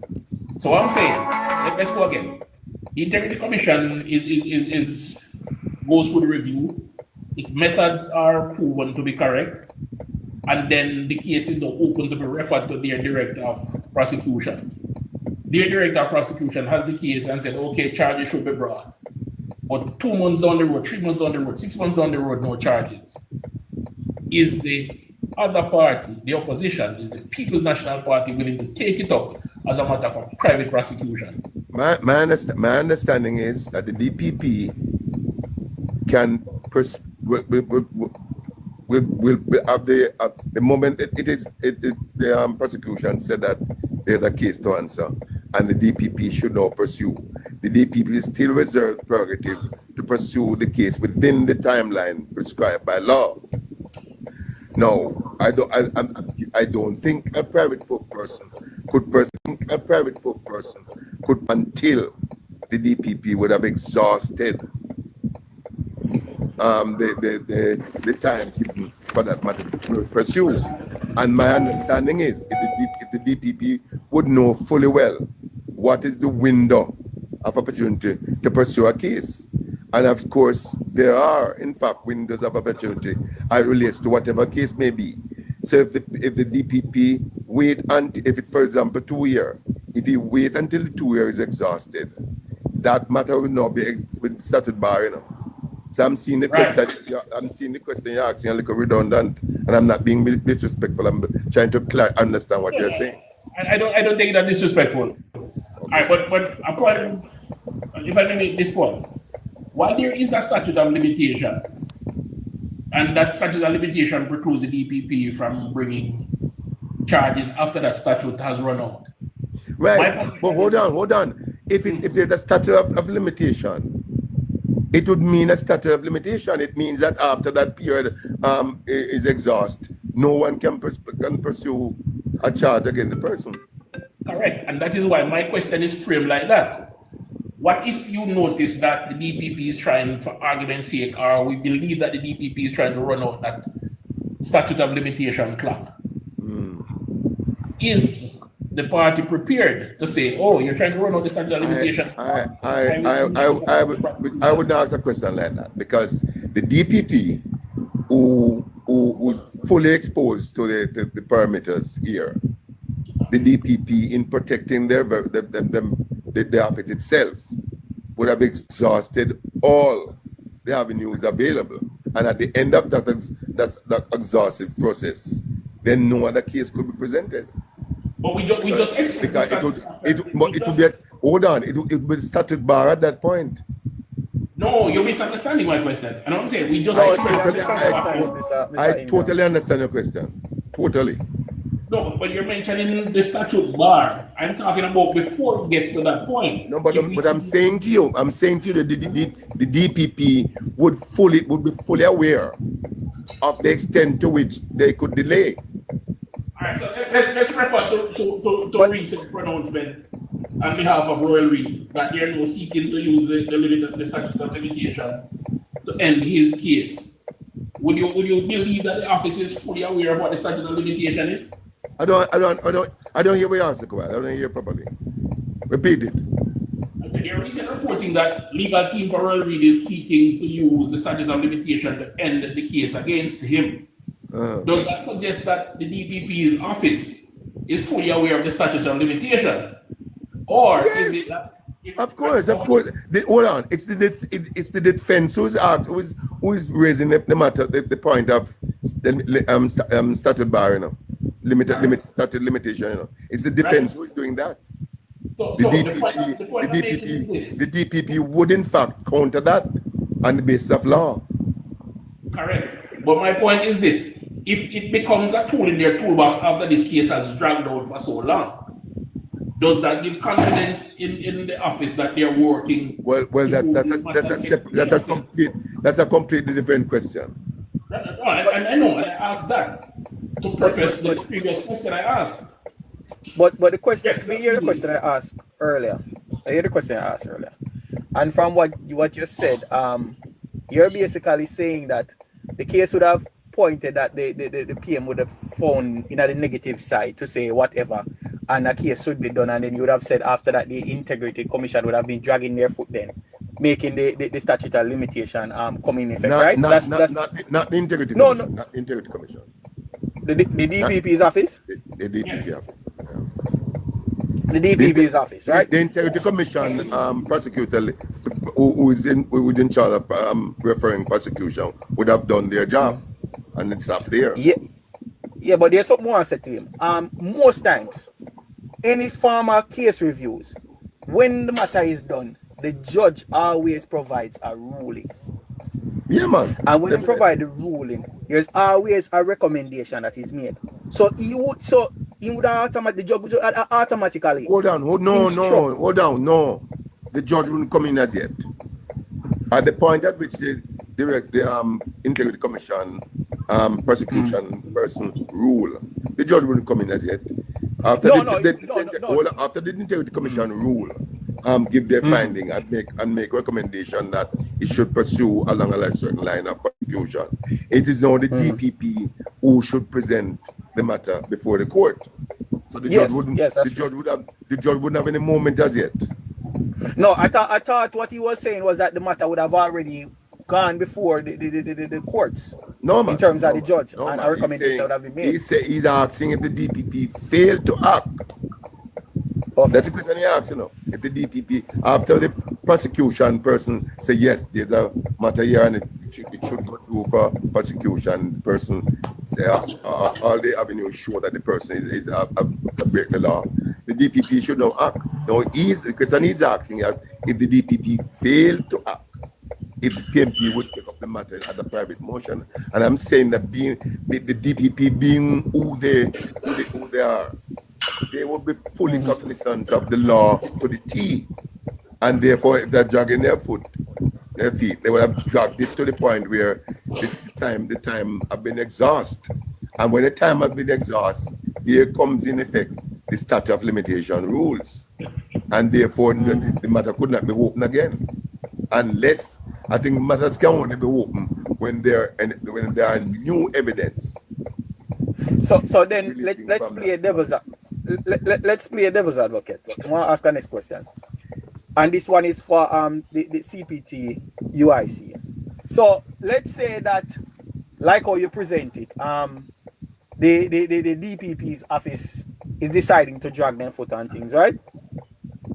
Would the party or whomever wanting to be the person for push the case forward report the case directly to the police, and the police deal with it and put it before the court without it going through the DPP's hand? Yes, a private prosecution is where an individual or registered organization in this country seek to bring a matter before the courts. And this is not a civil matter, but a legal matter before the courts without the office of the DPP participating. Right? But technically it wouldn't be private again if you put it through the police hands, it wouldn't become private anymore. No, as long as the DPP isn't prosecuting, the Crown isn't prosecuting, it's a private individual, so it becomes a private prosecution. No, but once police involved, I don't think it's police either. I don't think the police would be involved. I don't think that would be a police matter.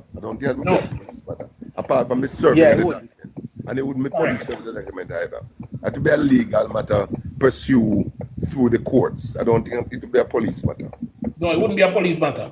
It would be a police matter. I thought that would be a legal matter pursued by the private motion through the courts, in which the matter is presented in the clerk of the court office, seeking audience in the court.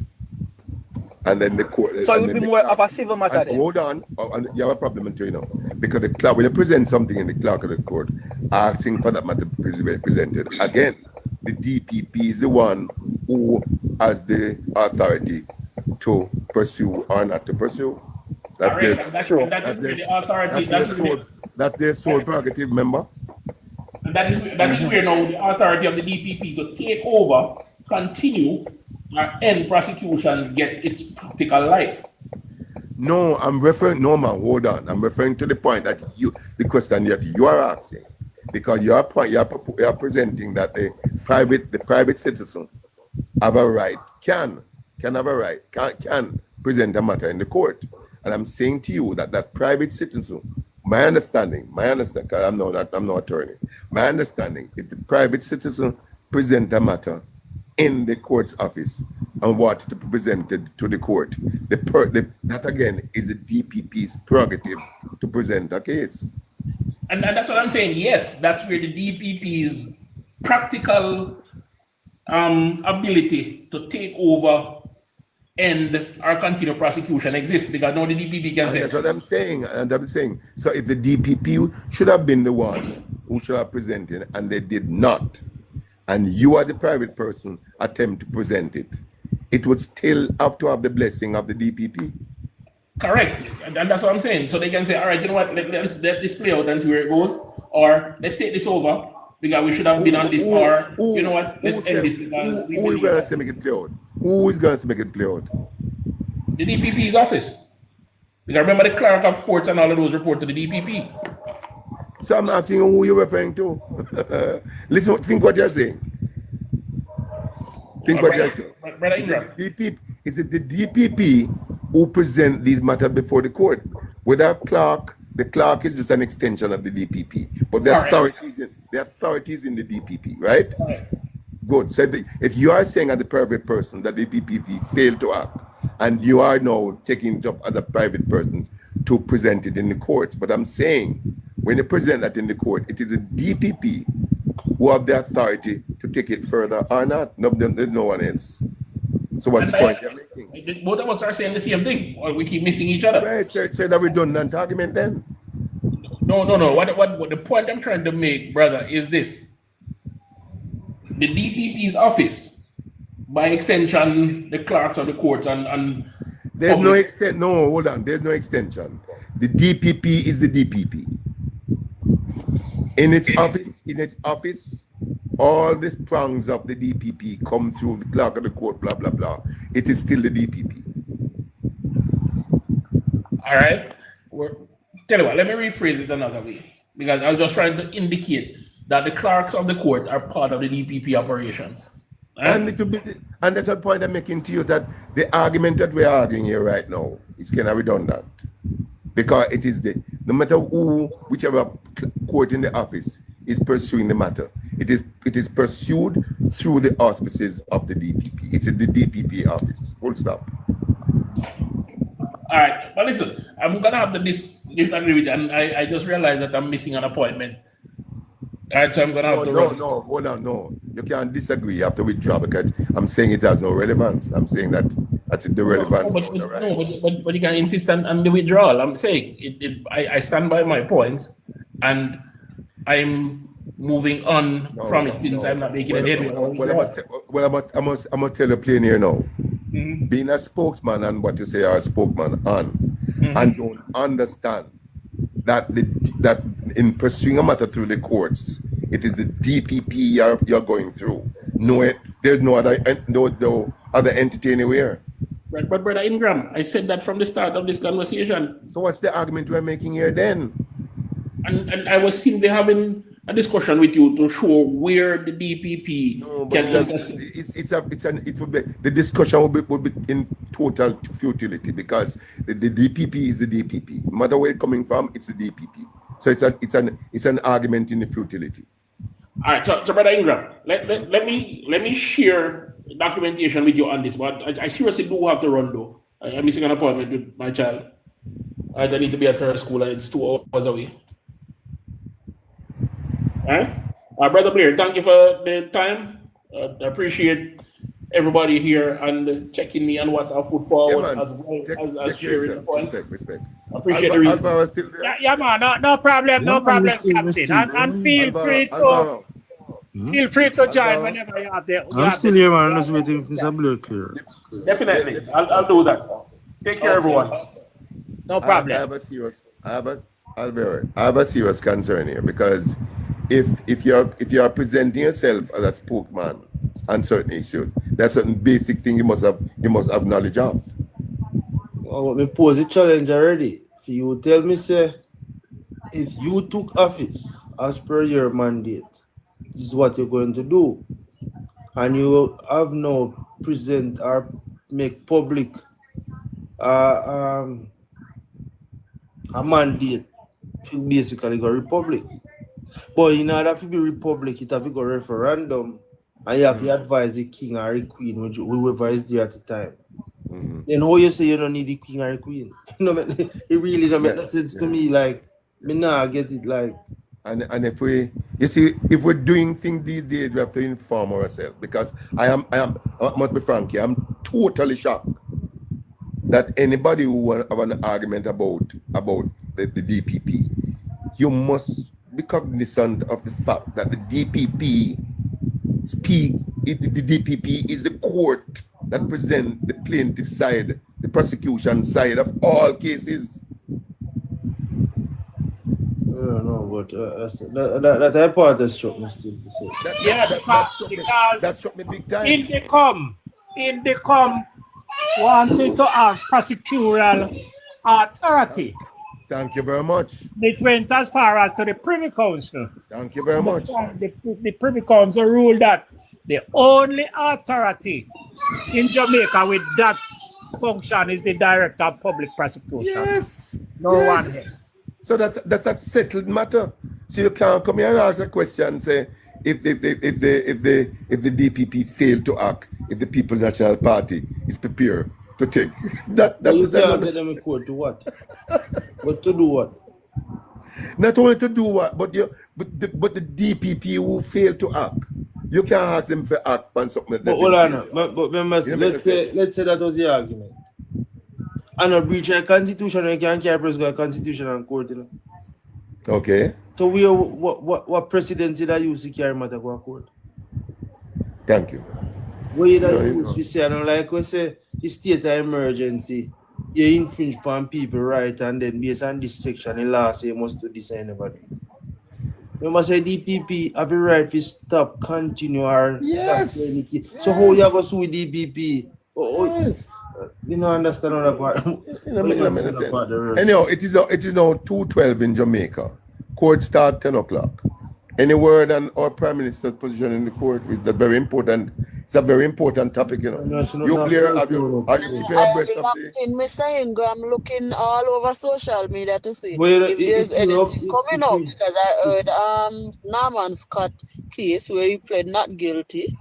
I don't know. I tell you, a lot of persons might say they trust the justice system, but we know that there's too many, way they call it in the justice system, where it's just hard to convince me that we have it's hard for me to be convinced. Norman Scott went to court today too? Yeah, he plead not guilty to the charges. So they said trial date for that. I haven't seen any update further than that. What was the charges against him? Hold on. There was an argument. Hold on 1 second. There was an argument from Norman Scott saying that he also make a report to the police. Was there any response to that? Anybody saying? You can charge the other person too. The other person get charged too? Yeah, there's a counter suit. Yeah, there's a counter suit. Yeah. I didn't. I'm hearing for the first time. I'm hearing for the first time. No, Because I no, remember. I'm hearing that for the Okay. first time as well. I'm hearing for the first That's time. But what happened to the other gentleman that Is that was hold involved in? on, Vero? That is referred to as a counter suit also. You sure? More say it's a counter suit. It's just that they charge the two of them. It's a counter charge. You charge the other person. yes. But yeah, Counter charge. I'm receiving injuries. Him receive injuries as well. The outcome of that maybe comes the lawsuit after that. Yes. No, I think man. we're going to go consult. What do you call it? Arbitration, though. I think they go arbitration. Them You are know, straight to arbitration it go. Straight the side go arbitration. between the two of them. A pure excitement. A pure excitement. You know, Exactly. You see if the police So they is never it that charge the the other law- person. Is it that the Huh? law is adjusted just to fit whenever they see But necessary you know how funny it is. against This is how any funny it is. particular Look at the individual? liar. Guess how funny it is. Guess who is the lady liar? Tavares. Champagne. Tom Tavares Vincent. Tavares Finton. Why I'm not surprised. Tom Tavares Finton Who is the lawyer for the case? and a bunch of others. Hold on, let me show you nothing. I know Tom Tavares Vincent, you know. Tom Tavares Vincent and son. Our sons. Okay. Is it are these two Which men are case? member of the Senate? Both For of which them remember case? me Them saying? are- Yeah. Well, it's their law firm. But yeah, No, we understand that. But we just say, yeah, that both of them are senators. both of them are senator, both of them are representative. Vehemently want both of them to appear. So what happened to George Wright? Judge right case are done, they're not judge right, man. You know, lose and England and body business. And what grounds him case get thrown out? There No, was man, no George case Wright case made. Lack of evidence. Extreme. Let me tell you, Peter. No evidence for offered. Extreme. Let me warn you. wasn't Let me there a talk. video? Hold on. Keshi, let me answer Extreme, please. Extreme. If you Yes, sir. are with us told by your partner, and you are not prepared to present the matter in court, it will be thrown out also. Okay? Please get it straight. So no one can make a report whether or No, not. who? The person who No, get no, make no. report. No, but hold on, man. I want Extreme to understand clearly we're going to Jamaica. Extreme. America, me live in Mr. Ingram, and me know say it no work like that. Yeah, Well, no, America, no matter right. if No, you no, want. Mr. Ingram. Mr. Ingram, you're not explaining it right. You're not explaining it right, Mr. Ingram. Somebody call it, the neighbor call and say they hear something. The Hold on, police hold on. is Before coming we and reach our neighbor. Hold on, before we anything reach our neighbor. that goes, that is you not have no control over that Hold case on, and a neighbor anymore. calling you. No, but Hold on, it can be hold on, done like that in And a a neighbor similar way. calling you. The man report is the lady attack him on the street. And that he tell the police, you know. And when the video come now, he reach out back his statement. You know. And Who no say case they was attack him pushed for the- forward. So what was? Hold on. Was the video tested to be whether it is spliced or not? Me no know. Was that No. done? I don't think you reach that far. Because if You the can't if be- the video was Listen, man, if the you video can't was just- tested. Listen, it was tested. No, I'm saying to you, I'm saying to you that if the video was tested, there is no way he could have walked out free. The What do you mean reason by why he that? walked out free. What basis? No, are you because gonna sti- what basis? are you Hold gonna on, stick by? hold on, Mr. Ingram. Hold on. Yeah, Make yeah. the point clear, and then you Yes. understand. All right, there are instances where, of a prior experience, me I can tell. There was a case where somebody had reported to me that the man beat her up, our man she live with, bust up her mouth. I went to the house, see the scene, bring her to the doctor, record the statement from her. When I brought her to court, she said to the judge, she don't want to go no further with it. The judge looked at her injuries, one from the doctor, everything, and the statement on the file. The judge said she had proceed same way. That's Okay. her refusing. So when I try to say to you, say, if the video evidence did come forth and somebody did actually come forth say them record it, them would have enough to go and deal with it. But the Okay. reason why is nobody now come forward to say them record it. And then because of his position in life, and no report now gonna make from the lady either. And then because of his position in life, nobody now go hold on upon him like that. Then prefer to send it to DPP for ruling, I'm a even little- when it might be clear cut. I'm a little disappointed that you explained so much, because I wanted Extreme to understand that if she's flogged by a stool and she's not prepared to take that information before the court, it is going to be thrown out also. No, Mr. Ingram. Mr. Ingram, this is just Not my not extreme. mighty God. Hold on, and then first is happening now. And then first. When was a serious matter, if you man up a set me, really could pitney them. And the same thing happen. He pitney them, say they now about that personal charge. Pitney, say they now about that personal charge when it said, if it's alleged, say, it's a query touch them. The children. In America, you have no control over certain things. So you don't have no control whether you want to press charges or not. As long as the authority have the depends on where it is. the- Different people are. That's a matter. Say poor people are is different. Cause if my name did call upon that, me guarantee you, say no people couldn't go. But remember the machete man just the other day we slap up the woman out of the machete. Remember 2 days after then go for him. That's what I'm So thinking. are we normalizing certain things in Jamaica? Hold Or on. have we So, normalized hold on, me it? have to say a question. You did familiar with the George Wright situation? Yes. Who defend George Wright first? No, Olivia Babsy and John. Father God. And she was the same Hold on, one who who came out. is Babsy? She was the The Minister same of one Gender who Affairs. came out. She was the same one who came out and asked the PMP what they are going to do about Norman Scott.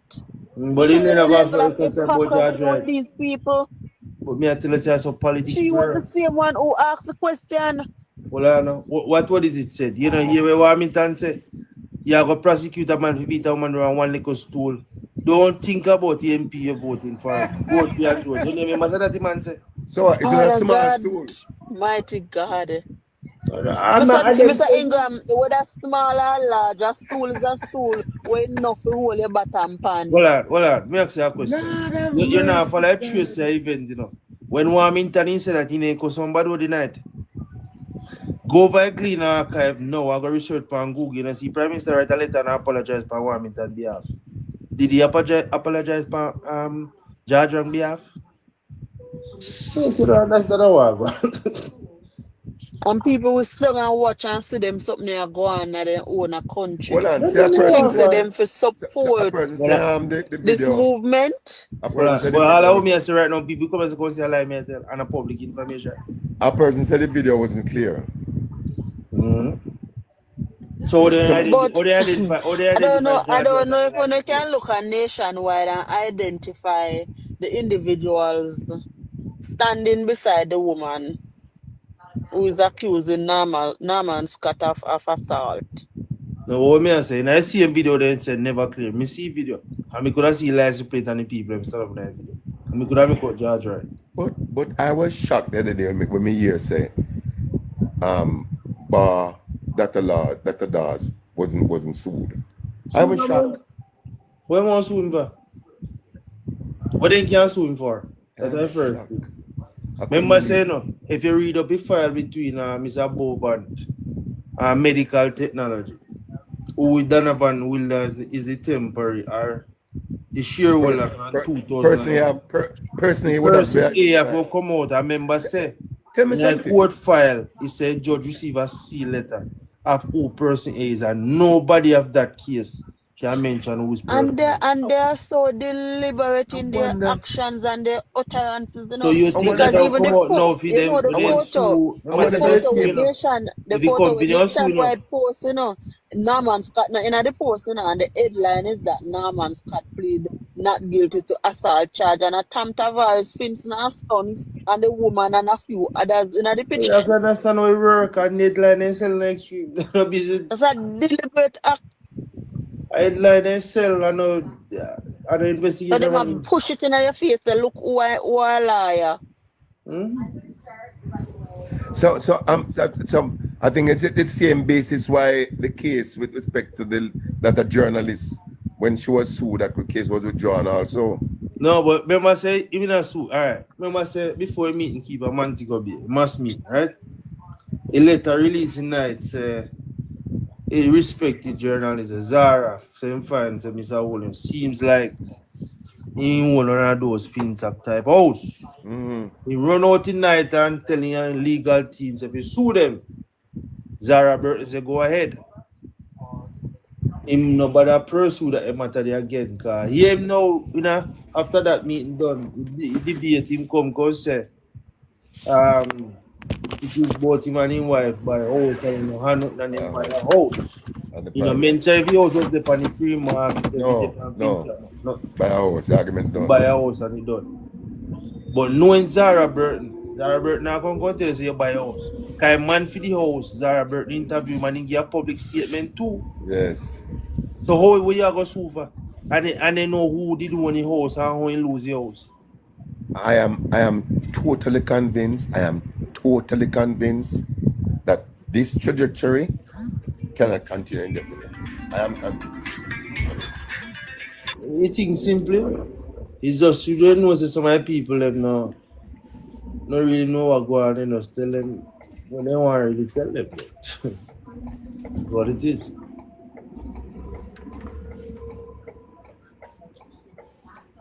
Cause you say me hit you, I don't know man, like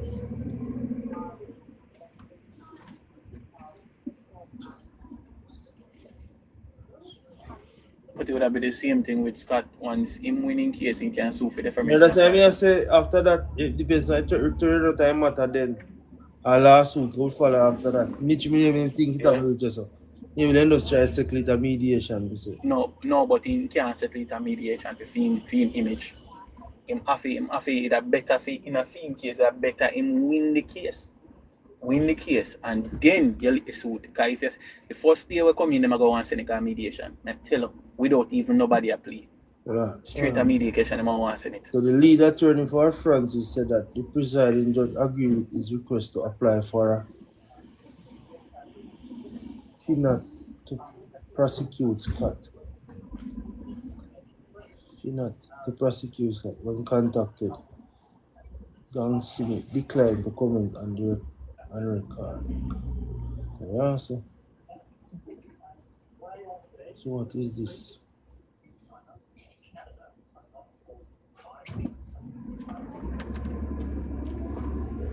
Interesting development of one. Is it that the Prime Minister case or the last case we call up in a court today? No man, I don't say anything there regular. The my kids start from 10 o'clock now. Yeah, but if you want to go first, but then just don't decide for release. They have to make sure anything they put out, you know. Correct. Because him can't know say bias or anything like that. He can't, they know no adverse come from it than what's supposed to come from. I go put it like that.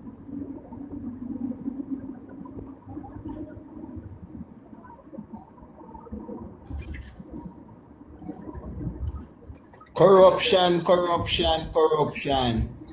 Can you imagine? Taxpayers in Jamaica, yeah. Corruption. Nobody corruption. with no integrity. Can you imagine? Yeah. Extremely so shocked. Then if I saw it, I go. From the Can you head to the imagine? tail. Can you imagine those where we say are the future? What go happen? Because if it blatant so in our fears, They will have to fall in line. So They will have to fall in line. the reason why Scott case all stopped. I think Tom Tavares right to the DPP to prosecute.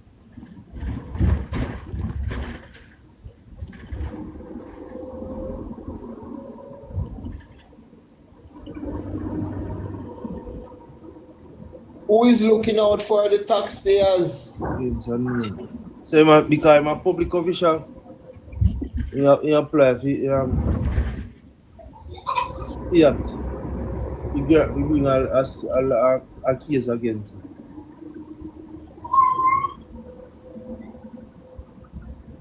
So, and then again, it was a DPP just named last week, so more likely they have a way to get to include some more.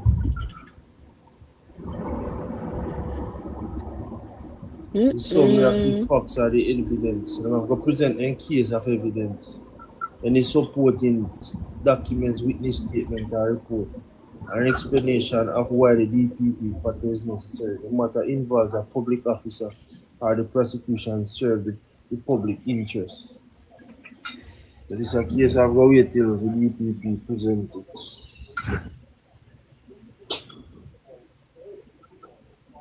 its case.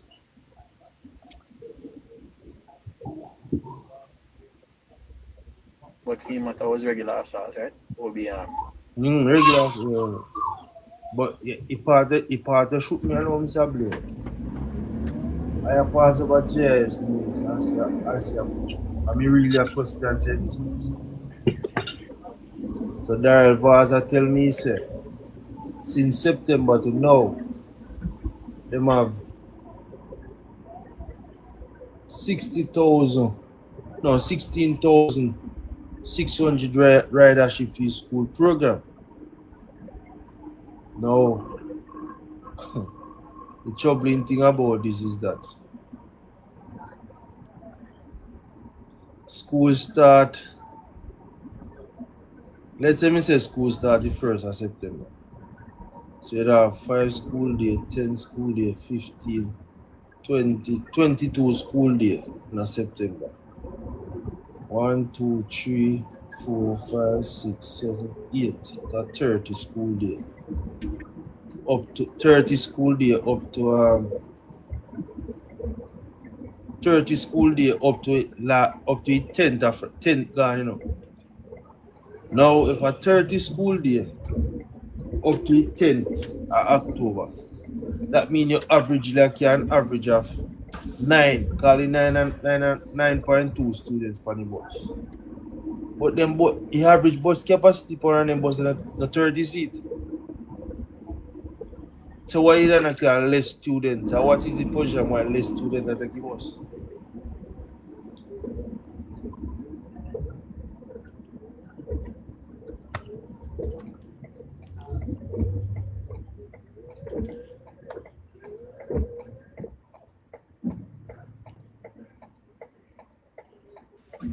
Something all right? If you have 60 bus and you have 30 seats and each one is seat, me can't say this a number makes sense. The achievable, me can't say it makes sense. If that happen, that means you are telling me say have 16,000, you divide it by 60, which give you 270 students that travel on that bus per day. Which 20 bus can hold 270. Say average bus at 30. Or call it at 30. Say me even divide this by 30. It will tell me say average student that carry a 9. If you get back to that number. Well, why would that carry averagely 9.2 when the bus and overall can carry a carrying capacity at 30? So that means that we have 22, call it 21 seat they are now use every day. So why we not ramp up it taking? Why we not investigate why it take up spot them not filled by students, or what is the situation? After small money spent. Apparently, regardless of how free the bus them been up, they're not traveling on them. No, but it could have been a situation, it could have been all access to. So we can't be too sure. It could have been a time frame with them pick up his student, majority of It students. can also be that.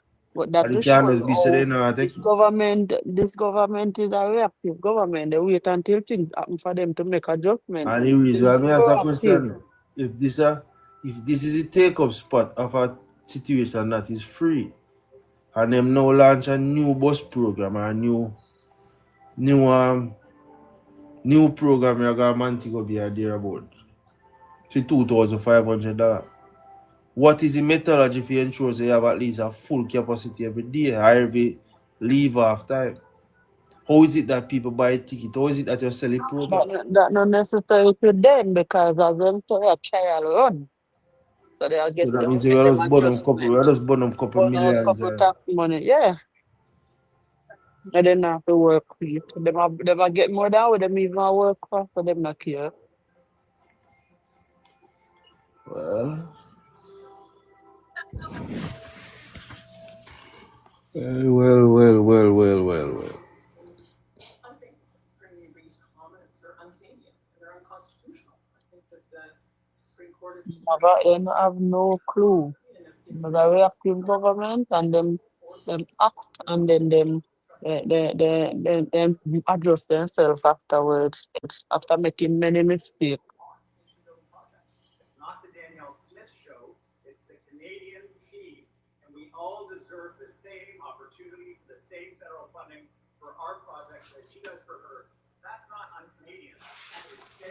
That is the thing around people. Trouble in around, no? Around people.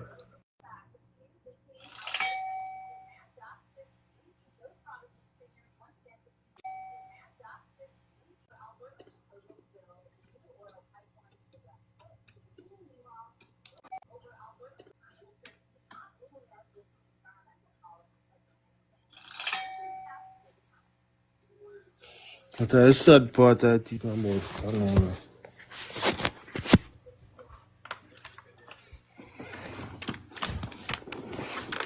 But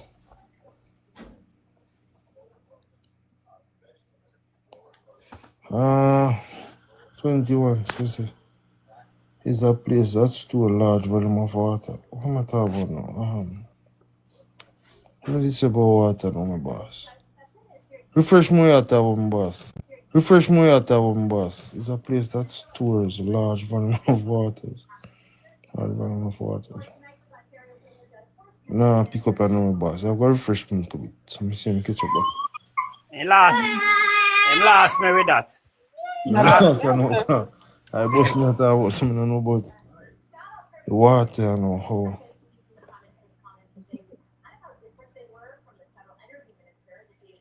Well, wanna watch the news or something I must come. can't believe that this is what Jamaica really still gonna try accept.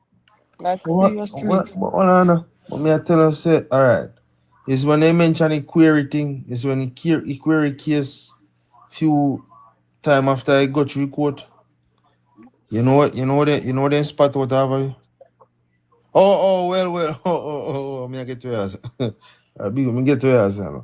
Is the query matter, you know what happened after that? Few weeks after that, them spotted DPP and query having standing and go on having a talk, you know. You see a man she that try to prosecute, you know. But that is why you cannot have your final court in Jamaica because Yeah, that's right. You must see DPP Royal Reed step cross where DPP they go call to somebody else. they don't have no more. The people None they know when they whatsoever. each other, you know. A conflict of interest, you know. Shame of themselves. And also a system set up. Well, no we all do. And this is how Jamaica accept. But me I tell us a majority of your vote, alright. Like me I said to a man, me I pass one platform and hear a man and the man I say crime is down and crime is solved and money for nonsense and They find the police fire family them yet? They find the police close them yet? find no man. I said So how we solving crime? him don't know what go on. Him just see yes a crime go down and him don't know what go on. So me ask him say, what good topic you talk about, man? Tell me a little bit. How much crime committed? How will we find them information there? He say him just take your word say Prime Minister say crime down. So me say, would you say Statin is a reputable institution? He say yes. Me say go over Statin go see. Since when till when? They have a report over there. But tell us say